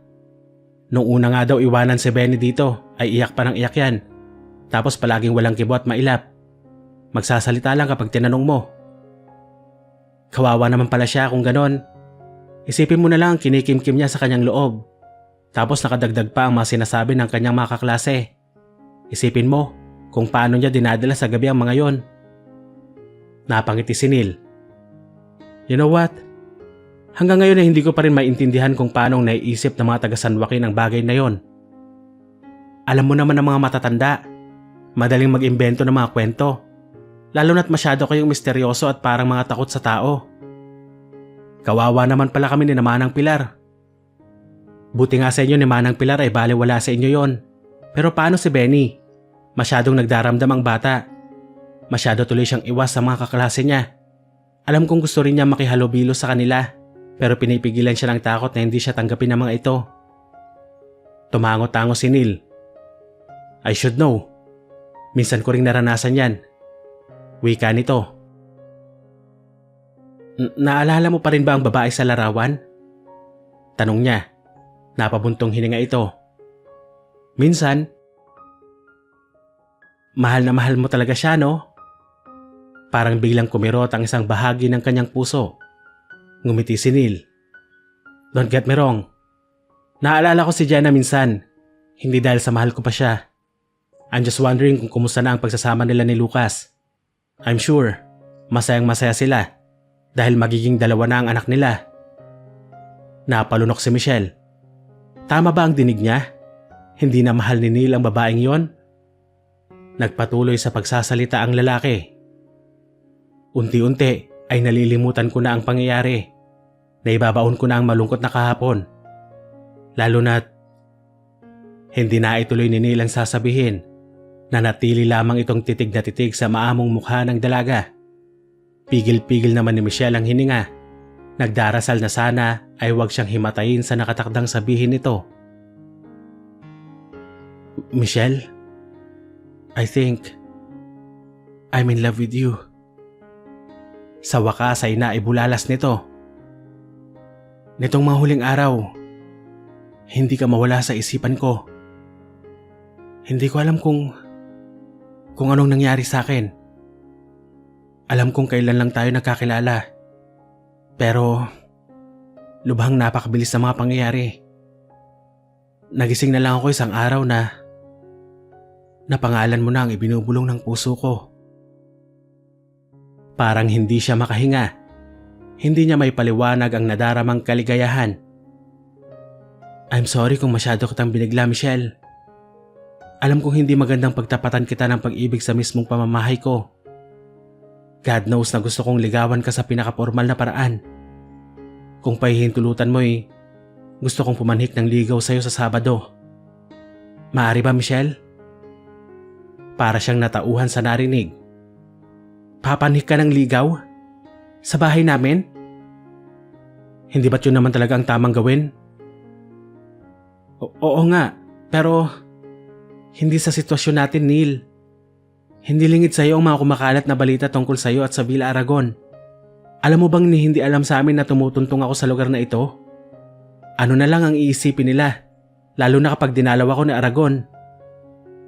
Napakamot ito sa ulo. Pero alam mo at alam ko na hindi totoo ang lahat ng yon. Pero paano kung ang ipapaliwanag sa kanila yon? Nagpapanik na siya. Hindi niya mapapayagang masira ang maganda na sana nilang simula. Alam mo ba ang gagawin nila kapag nalaman nilang nagpupunta ako dito? Pipigilin nila ako. Paglalayuin nila tayo. Maaring pabalikin nila ako ng Maynila. At ayokong mangyari yun, Neil. Ayoko. Hindi niya alam na basa na pala ng luha ang kanyang mga mata. Gulat na gulat ang binata sa reaksyon niya. Na siguro nitong may itinatago rin siyang damdamin para rito. Para makalma ay masuyo siya nitong niyakap. Marahang hinagod ang buhok at likod. Pagway masuyong dinampian ng halik ang kanyang pisngi. Don't worry, Michelle. Hindi nila tayo mapaghihiwalay. Never. Nang araw na iyon, opisyal na silang nagkaroon ng unawaan ni Neil. Isang hapon, kadarating lang ni na Michelle at Benny mula sa eskwelahan nang makita nilang abalang-abala sina Manang Pilar at Neil. Kapwa may takip ang ilong ng mga ito at madudumi ang mga katawan. Halatang maghapong naglinis ang dalawa. Hi! Sumilay ang ngiti sa labi ni Neil nang makita ang dalaga. Kaagad siya nitong sinalubong ng halik. Masaya niyang tinugon ang halik nito. Kuya Neil, ano pong ginagawa ninyo ng lola? Tanong ni Benny. Nililinis namin yung isang kwarto. Sa palagay ko ay panahon na para linisin ang mga basura doon. Sagot nito pero sa kanya direktang nakatingin. Hindi naman nakaila ang pagniningning ng kanyang mga mata. Alam niya ang kahulugan ng mga sinabi ni Neil. Tuluyan na nitong binubura ang nakaraan. Binalingan nito ang bata. Benny, hindi ka pa ba nakakahalata? Kuya? Takbo na! Natatawang utos nito. Kakamot-kamot sa ulong nagtungo si Benny sa library para gawin ang assignments nito. At tuloy ay magkasuluhan sina Michelle at Neil. Hinawakan ng lalaki ang mga palad ng katipan. Seryosong tinitigan siya sa mga mata. Thanks for bringing light into my life. Pinalaya mo ko sa mga mapapait na alaala. At utang ko itong lahat sa'yo. That's why I promise to love you. Forever and ever. Naluluhang niyakap niya ito. Nag-celebrate sila ng gabing iyon. Nagpaluto si Neil ng masarap na hapunan at masaya silang nag-dinner by candlelight sa balkon ng villa. Alam mo bang parang panaginip pa rin sa akin ang lahat? Ani Michelle, parang kailan lang nang halos manginig ako sa nerbiyos sa tuwing matatanaw kitang nakatayo dito sa balkonahe. At parang kailan lang din nang makita kitang sasayaw-sayaw sa burol. Nakita mo ko? Oo. I was so happy then. Hindi dahil nakita ko ng kwintas ko, kundi dahil nakilala kita. I knew na magiging parte ka ng buhay ko. Bulera! Nangingiting sabi nito. At ako, hindi ka man lang ba nagkaroon ng parehong notion nung una mo akong makita? Nangislap ang mga mata nito. Nanunodyo. Pagkway pinisil siya nito sa baba. Ang mahalaga'y mahal na kita ngayon at pakamamahalin ko till the end of my life. Sapat na ang mga katagang iyon para sumaya si Michelle. Hindi na nga naman mahalaga ang kahapon. Mas importante ang kasalukuyan at ang kinabukasang hinaharap. I love you, Michelle. I love you so much. I love you too, Neil. Pagkway naghinang ang kanilang mga labi para ipadama sa bawat isa ang kanilang mga damdamin. Kahit medyo maaga pa naman ay hindi pumayag si Neil na hindi siya ihatid nito, kaya napapayag na rin siya. Tumigil ang kotse nito sa tapat ng kanilang tarangkahan. Neil, pasensya ka na kung hindi kita mapapatuloy. Alam mo naman ang sitwasyon sa amin. Sabi ni Michelle. Naiintindihan ko, mahal. Pero kung ako lang masusunod ay mas gusto kong patunayan sa kanilang mali ang mga iniisip nila sa akin. Alam ko, pero hindi pa siguro panahon. Maghintay-hintay pa tayo. Nakangiting tumango ito. O paano? Baba na ako. I'll see you tomorrow, okay? Okay, bye. At nagmamadali na siyang pumasok sa kanilang bakuran. Naging masaya ang paglipas ng araw para kina Michelle at Neil. Masaya rin sina Manang Pilar at Benny para sa kanila. Mas magiging masaya sana kung may pagtatapat nila sa mga magulang ni Michelle ang kanilang estado para mawala na rin ang takot ng mga ito sa lalaki. Ang nasa isip ng dalaga ay unti-unting buksan ang mga mata ng mga ito sa katotohanan na hindi totoo ang pagiging aswang ng mga taga Villa Aragon. Ngunit paano nga ba niya gagawin iyon? Gayong mukhang sarado yata ang isip ng mga ito, lalo na at nagkaroon na nga ng biktima ang aswang. Nalubos din niyang ipinagtataka. Kung hindi si Neil ang halimaw na sumasalakay sa mga taga San Joaquin, sino? Sino ang lumapastangan at pumaslang sa dalagang si Marsing? Isang umaga, muling nagulantang ang mga taga San Joaquin. Natagpuan ang apo ni Kawaning na si Nene. Walang mga saplot, duguan, laslas ang leeg at butas ang bandang puso nito. Kagaya rin ng naunang biktima, ang hinalay pinagsamantalahan din ito bago pinatay. Alam niyo ba kung ano pinagkakaguluhan doon? Bungad ni Mang Igme sa bahay nila. Kasalukuyang nag-aalmusal ang mag-anak noon. Ano nga ba yun, Igme? At meron pang nag-iiyakan. Si Nene na apo ni Kawaning. Natagpo ang patay dyan sa may labasan. Balita nito. Ano? Ano ang nangyari? Mukhang biktima daw ni Aragon. Napaangat ang mukha ni Michelle sa narinig. Bakit naman ho nila nasabi yon? Abay, laslas ang leg ni Nene. Bukod pa sa pinagsamantalahan. Sinabi ko na nga ba't walang gagawing matinuyang Aragon na yan eh. Nakita nyo na? Nagsisimula na namang maghasik ng lagim ang lalaking yon. Hindi ho magagawa ni Neil yun. Biglang naibulalas ni Michelle. Napatingin ang lahat sa kanya. Sinong Neil? Tanong ni Mang Igme. Ang tinatawag niyong Aragon. Tugon ni Michelle. Napabuntong hininga ang dalaga. Sa palagay niya, ito na ang tamang pagkakataon para ipagtapat sa mga ito ang totoo. Si Neil, ang bagong may-ari ng Villa Aragon. At isinalaysay niya sa mga ito ang katotohanan tungkol sa taong kinatatakutan ng mga ito. Maliban lang siyempre tungkol sa kanilang unawaan ng lalaki. Gusto niyang unti-untiin ang pagsasabi sa mga ito. Kaya malabo ho na aswang o halimaw si Neil o kahit sino sa mga nakatira sa Villa Aragon. Hindi lang talaga sila naglalabas maliban sa batang si Benny na estudyante ko. Nagbabakasyon lang dito si Neil at talagang sa Maynila ang base ng mga negosyo niya. Paliwanag pa niya sa mga magulang. Baka sa mukha ng mga ito ang tila hindi ka panipaniwalang narinig. Pero kung hindi si Aragon, sino ang gagawa ng kahindik-hindik na mga krimeng iyon? Anang Mang Igme. Iyon ang hindi ko alam. Kibit balikat na tugon ni Michelle. Kahit pa, kung si Aragon man o sino mang demonyo ang may gawa nun, hindi ka na pwedeng magpagabi sa daan, Michelle. Mahirap na.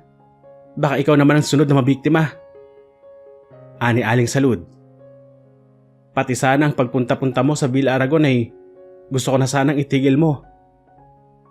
Pero Nay, kawawa naman ho ang bata kung ngayon ko ihihinto ang pagtuturo sa kan. Patapusin mo muna ako. Putol ni Aling Salud. Gusto ko sanang itigil mo. Pero pagtitiwalaan kong sinabi mo, basta ipangako mo na hindi ka na magpapagabi sa daan. Kailangan 6:00 ay narito ka na sa bahay. Kapag nahuli ka kahit isang beses lang, pasensyahan tayo. Bumalik ka na lang ng Maynila kaysa pinapatay mo kami sa pag-aalala. Pinal na sabi ng matanda. Nakahinga ng maluwag si Michelle. Kahit paano ay nabigyan na niya ng lamat ang pader ng maling paniniwala ng mga ito. Sapat na yon para sa kanya. Isang araw ng Sabado ay naisipan ni Michelle na mamili ng mga damit at ilang kagamitan sa poblasyon. Hindi nakasama sa kanya si Nelia dahil marami itong tinatapos na tahiin. Pauwi na siya nang masiraan ang jeep na sinasakyan niya, kaya naantala ang kanyang pag-uwi. Napilitan tuloy siyang maglakad dahil sa wala nang pumapasadang tricycle. Tinawagan na lang niya sa cellphone si Aling Salud at sinabing pauwi na siya para hindi na ito mag-alala. Kalat na ang dilim ng madaanan ni Michelle ang ibaba ng burol na naglalandas patungo sa Villa Aragon. Napatingin siya sa mansyon na nasa tuktok niyon. Ano kaya ang ginagawa ni Neil ngayon? Naisip niya. Nasabi na niya sa lalaki ang tungkol sa pagtatapat niya sa mga magulang, tungkol sa ginagawa niyang pagtuturo kay Benny. Gusto nga sana nitong dumalaw sa bahay nila ngayong gabi para may paliwanag ang lahat, pero pinigilan niya ito. Aniya, hindi pa ito ang tamang panahon para sabihin sa mga ito ang kanilang relasyon. Naputol ang pag-iisip ni Michelle nang bigla siyang harangin ang grupo ng mga kalalakihan, ang grupo ni Chuck Asuncion. Pwede bang paraanin niyo ako? Hindi kumilos sa mga ito, kundi gumisilang. Hinawi niya ang mga ito, pero maagap siyang hinawakan ng 2 lalaki sa braso, habang ngingising-ngising papalapit sa kanya si Chuck. Bitiwan niyo ako, ano ba? Wala ka ng kawala ngayon, Miss Domingo.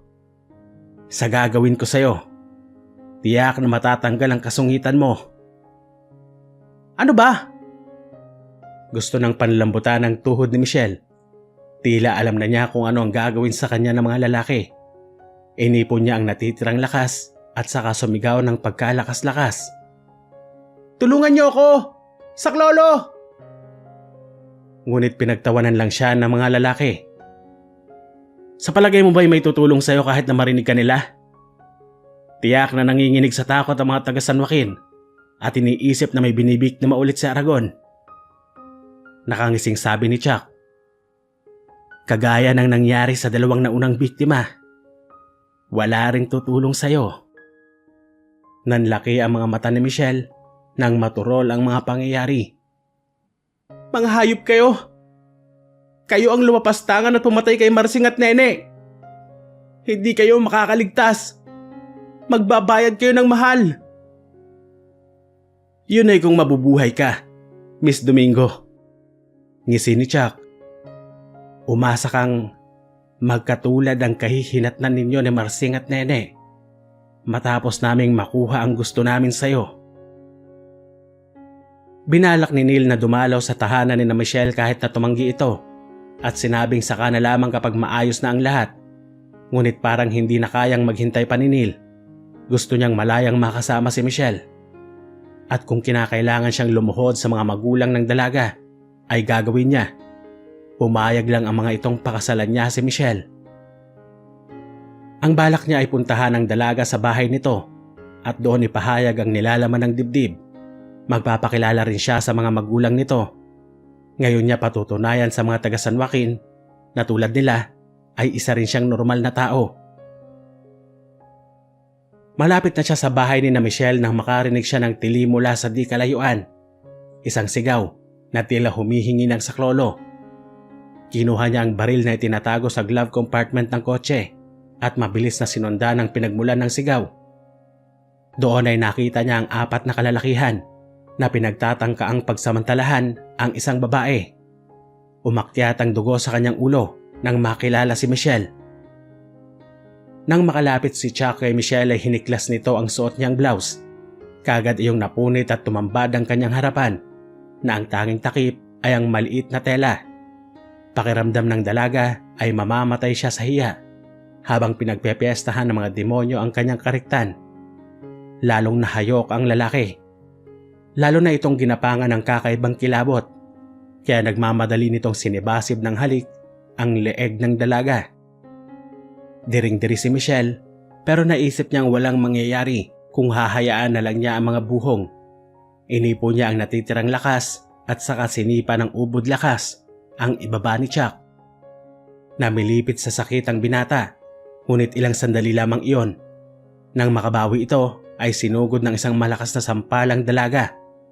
Hindi pa nagkasya roon, itinulak siya nito ng malakas na ikinabuwal niya.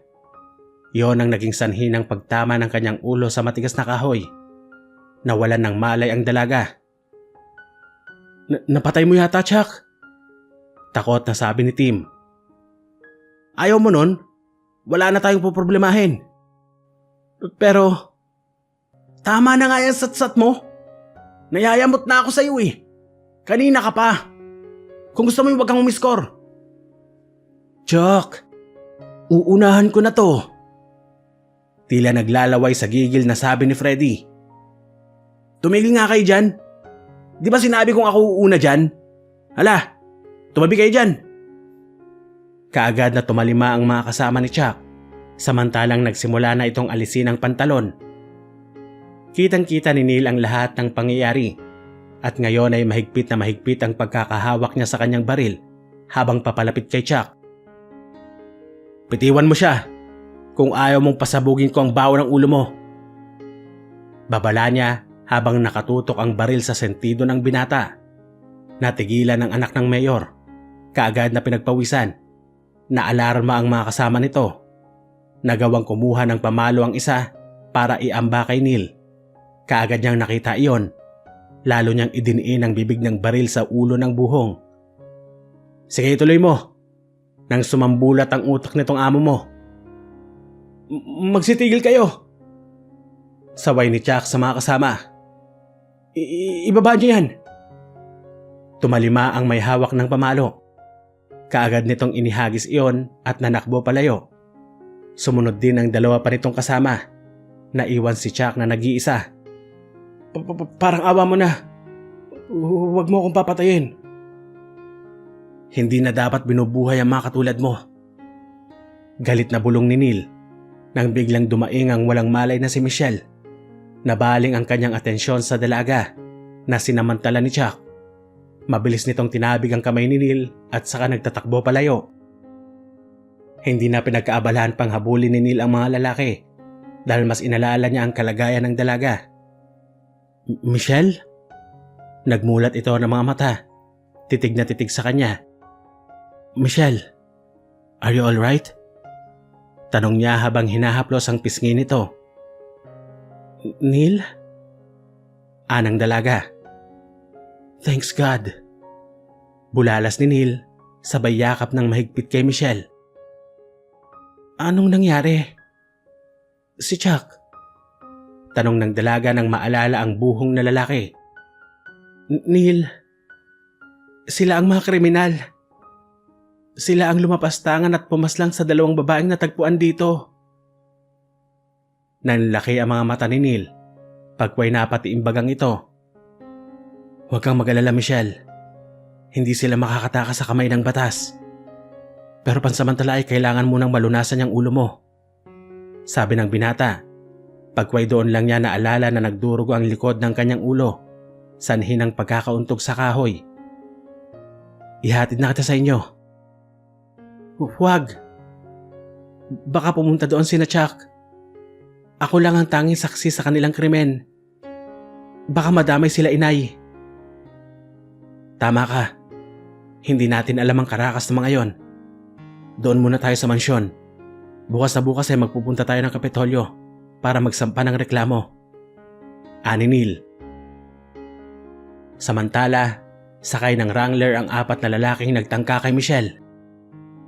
Putya pare, sabit. Tang na Chuck, paano to? Namumutlang sabi ni Al. Kayo kasi, sinabi nang wag na natin gawin, sumigi pa rin kayo. Delikado tayo kay Michelle. Nakilala niya tayo. Si Tim na parang maiiyak na sa sobrang nerbiyos. Tumahimik ka kayo. Lalo akong kinakabahan sa kapuputak ninyo eh. Sigaw ni Freddy. Pagkway bumaling ito kay Chuck na noon ay tahimik na nag-iisip. Pare, tama si Tim. Nakilala tayo ni Michelle. Delikado na manatiling buhay ang babaeng yon. Alam ko. Pero hindi natin pwedeng itumba si Michelle ng ganun-ganun lang. Baka mahalata tayo. Delikado. Baka makarating pa kay Papa. Hanep na yan. Sino ba naman kasi ang mag-aakala na may sasaklolo sa kanya? Sino ba yung tratadong yun? Naalala ko kung sinong lalaking yun. Bulalas ni Al. Nakita ko na siyang minsan nang magpaayos siya ng kotse sa talyer namin. Siya yata yung nakatira dyan sa Villa Aragon. Villa Aragon? Kung ganon, siya ang Aragon na kinatatakutan ng mga taga San Joaquin. Napangisi si Chuck. Mukhang alam ko na ang gagawin.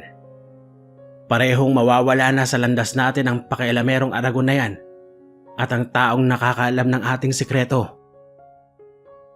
Masuyong pinagmamasdan ni Neil si Michelle habang mahimbing na natutulog.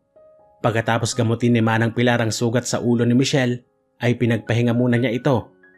Kailangan ng dalaga ng lakas para bukas. Pagsapit pa lang ng umaga ay magtutungo na sila ng Kapitolyo upang formal na magsampa ng demanda laban kay Chuck at sa buong grupo nito. Alam niyang malaki ang magiging laban nila, lalo pa at si Michelle mismo ang muntik ng maging biktima. Napatiimbagang si Neil at naikuyom ang mga palad. Diyos ko, hindi ko alam kung anong maaring nagawa ko sa mga buhong na yon kung nagkataong nagtagumpay sila sa kanilang kasamaan. Masuyo nitong hinaplos ang pisngi ni Michelle. Maya-maya ay unti-unti nitong inilapit ang muka sa mukha ng dalaga. Dinampian ng mabining halik ang mga labi ng nahihimbing na babae. Pagkatapos ay lumabas na siya ng kwarto at nagtungo sa sariling silid. Kailangan na rin niyang matulog para masamahan si Michelle kinabukasan. Tahimik na natutulog sa kanyang silid si Neil nang bulabugin siya ng malalakas na katok. Manang Pilar? Ano hong nangyari? Pupungas-pungas na tanong ni Neil nang mapagbuksa ng matanda. Neil, nilusob tayo ng taong bayan. Pilit ka nilang pinaharap sa kanila. Ano ang gagawin natin? Haharapin ko sila, Manang Pilar. Pero Neil, napakarami nila at tiyak nasasaktan ka nila. Mas mabuti siguro kung wag na lang natin silang harapin. Total hindi nila tayo basta-basta mapapasok. Napatiimbagang ang lalaki. Pabayaan niyo ako. Bantayan niyo na lang si Michelle. Panahon na para ipakilala ko sa kanila ang tunay na ako. Walang nagawa si Manang Pilar. Alam nitong hindi nito mapipigil ang amo. Dali-dali nitong tinungo ang silid na kinaroroonan ni Michelle na noon ay nagising na rin dahil sa kaguluhan. Ano ang nangyayari, Manang? Bakit humaingay sa labas? Nilusob tayo ng mga taong bayan. Ho? Bakit ho? Ewan ko, pero gusto nilang harapin sila ni Neil. Nanlaki ang mga mata ni Michelle. Delikado ang lagay niya, Manang Pilar. Baka kung anong gawin nila kay Neil. Nag-aalalang sabi niya. Yun nga rin ang inaalala ko eh. Tayo na humanang. Hindi nga sila nagkamali ng hinala. Kasalukuyang binubugbog si Neil ng grupo ng kalalakihan. Neil! Napasigaw si Michelle nang makitang pinagtutulong-tulungan ang lalaki. Bitiwan niyo siya! Michelle, anak! Buhat sa karamihan ay may tumawag sa kanya. Nang ipako niya ang tingin sa babaeng tumatawag sa kanya, ay kaagad niyang nakilala ito. Nay! Anak ko! Sinugod ng yakap ni Aling Salud ang anak. Kasunod nito si Nelia. Ano bang nangyari sa iyo, bata ka? Ikinulong ka ba nila dito? Sinaktan ka ba nila? Hindi po, Nay. Ang totoo nga po Napatigil siya sa sasabihin nang mapadako ang kanyang mga mata kay Chuck na noon ay walang habas na ginugulpi si Neil, katulong ang dalawa nitong kaibigan. Galit na sinugod niya ang mga ito. "Mga walang hiya kayo!" Pinaghahataw niya nang nahawakang sanga ng punong kahoy ang binata. "Ray, Michelle! Ano bang ginagawa mo? Inililigtas ka na nga namin eh!" Angal ni Chuck. Nilapitan siya ni Mang Igme. "Hayaan mo silang gulpin ng lalaki yan, anak. Mamamatay tao yan." "Nagkakamali kayo, Tay. Hindi masamang tao si Neil. Itong si Chuck at ang mga kasama niya ang nagsamantala at pumatay kina Marsing at Nene. Alam ko yun. Dahil pinagtangkaan din nilang gawin sa akin yun kagabi habang pauwi ako mula sa poblasyon. Mabuti na lang at dumating si Neil at nailigtas ako." Pahayag ni Michelle. Natigilan si Mang Igme, gayon din si Aling Salud. Nagkatinginan naman ang mga taong bayan. Iba ang sinabi sa kanila ni Chuck. "Michelle, ano ba sinasabi mo? Mga kababaryo, nabubulagan si Michelle. Hindi totoo ang sinasabi niya. Marahil ay naimpluwensyahan na siya ng lalaking ito." Sigaw ni Chuck. Noon napansin ni Michelle na duguan si Neil. Kaagad niyang dinaluhan ito. "Neil! Anak! Bitawan mong lalaking yan!" "Nay! Nagkakamali kayo ng paratang. Hindi masamang tao si Neil. Hindi siya kriminal. Hindi niyo ba naisip? Kung totoong siya ang halimaw, edi sana kanina pa siya nag-ibang anyo." Sigaw ni Michelle. Simpleng dahilan, pero unti-unting tumimo ang mga sinabi ni Michelle sa isipan ng taong bayan. Bakit nga ba hindi nagpapalit ng anyo si Aragon kung totoong halimaw ito? Bakit tinatanggap nito ang mga gulpi mula sa grupo ni Chuck? At ang sabi ng anak ng mayor sa kanila, dinukot ni Aragon si Michelle. Pero sa kanilang nakikita ay mukhang hindi naman ito pinwersa ng lalaki. Tila pa nga pinoprotektahan pa nito si Aragon. Nagsimulang magkaroon ng pagdududa ang mga taong bayan sa kwento ni Chuck. Mukhang nakaanib na nila si Michelle, mga kababaryo. Isa na ring kampon ng kadiliman si Michelle. Ang dapat, pati siya ay patayin na rin. Nakangising sabi ni Chuck, sabay bunot ng baril na itinakas pa niya kay Mayor Asuncion. Itinutok niya ito kay Michelle. Ngunit gano'n na lamang ang pagkagulat ni Chuck nang maramdaman ang matulis na dulo ng kawayan sa kanyang leeg. "Sige, subukan mo. Nang maleche ka, bata." Nagbabantang wika ni Mang Igme. Maging ang mga kasama nito ay dinisarmahan ng ilang kalalakihan. Dito na bumigay si Tim na hindi na kayang dalhin ang bigat ng konsensya. "Patawarin mo ko, Chuck. Pero hindi na kaya ng konsensya ko ang lahat." "Tim!" banta ni Freddy at Al. "Kailangan malaman ng taong bayan ang katotohanan.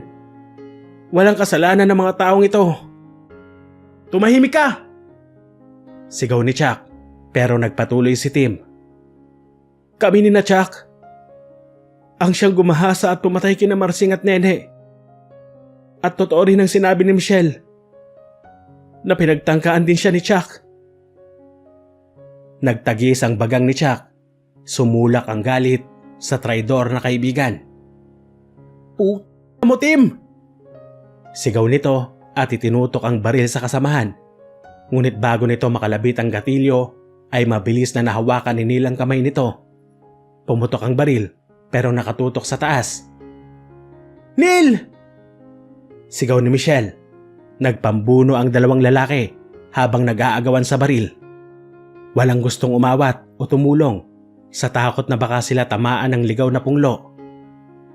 Dahil sa tinamong mga gulpi, ay di hamak na mas lamang si Chuck. Napaibabawan nito si Neil. Hanggang sa isang putok pa ang umalingaw-ngaw. "Neil!"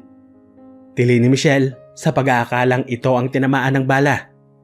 Sa panggigilalas ng lahat, bumagsak si Chuck. Umaagos ang masaganang dugo mula sa dibdib nito. Kasalukuyang nagpapagaling ng mga sugat at pasa si Neil sa Villa Aragon. Sa buong panahong naratay ito sa kama ay hindi man lang ito hiniwalayan ni Michelle.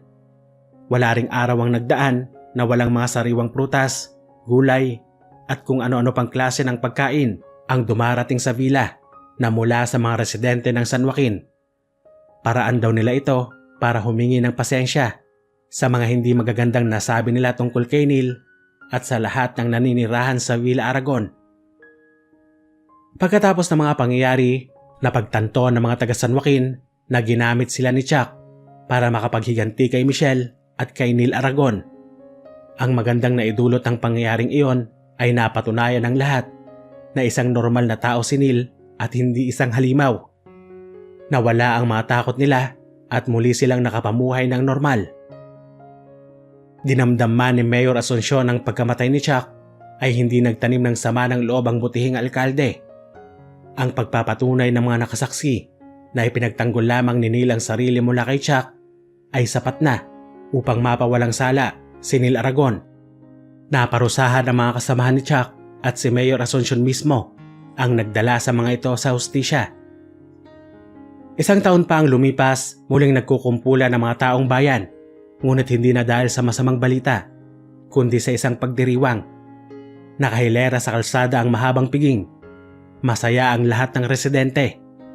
Kasabay ng fiesta ng San Joaquin ay ginanap ang engrandeng kasal ni na Michelle Domingo at Neil Aragon. Happy? Nakangiting tanong ni Neil sa may bahay habang magkayakap sila sa veranda ng Villa Aragon at pinagmamasdan ang kagandahan ng gabi sa ilalim ng liwanag ng buwan. Ang dati nakakakilabot na tanawin, ngayon sa pakiramdam ni Michelle ay napaka-romantic dahil kasama na niya si Neil. Sobra, tugon ni Michelle. So, how do you feel na makapag-asawa ng aswang? Nanunudyong tanong ng lalaki. Tumawa si Michelle. Nakakatawang isipin, no? Ang taong bayan na nagsasabi noon ay sakang aswang at kinatatakutan ka ay sila pang makikipagkasayahan sa araw ng ating kasal. Well, that's good to know. At least, na-realize na nila na hindi dapat hinuhusgahan ng isang tao, lalo't hindi naman nila ito kilala. Ikaw naman kasi, napaka-misteryoso mo. Tapos lagi ka pang gabi lang lumalabas dito sa veranda nyo. Sa liblib na bayang ito, sumabay pa ang mga misteryosong patayan. Kahit sino ay iisiping may kinalaman ka sa nangyari. Natawa si Neil. Abay, malay ko ba naman na ganun ang iisipin nila sa akin? But, come to think of it, lumalalim na ang gabi. Hindi ba dapat ay may inaaswang na ako ngayon? Pilyong sabi ng lalaki. Pigil ang ngiting kumala sa pagkakayakap si Michelle at nagpatiuna na sa kwarto nilang mag-asawa. Nakasunod ng tingin ang nagtatakang si Neil. Bago tuluyang pumasok ang babae sa silid, mapang-akit na sumulyap ito sa lalaki, kasabay ng mapanuksong ngiti. Malapad na napangiti si Neil at excited na sumunod sa asawa. Maraming salamat po sa lahat ng nakinig sa kwento natin ngayong araw. Ito po ang inyong tagapagsalaysay, Kuya JM, at ito po ang Rated Stories. Maraming salamat pong muli at hanggang sa susunod na kwento.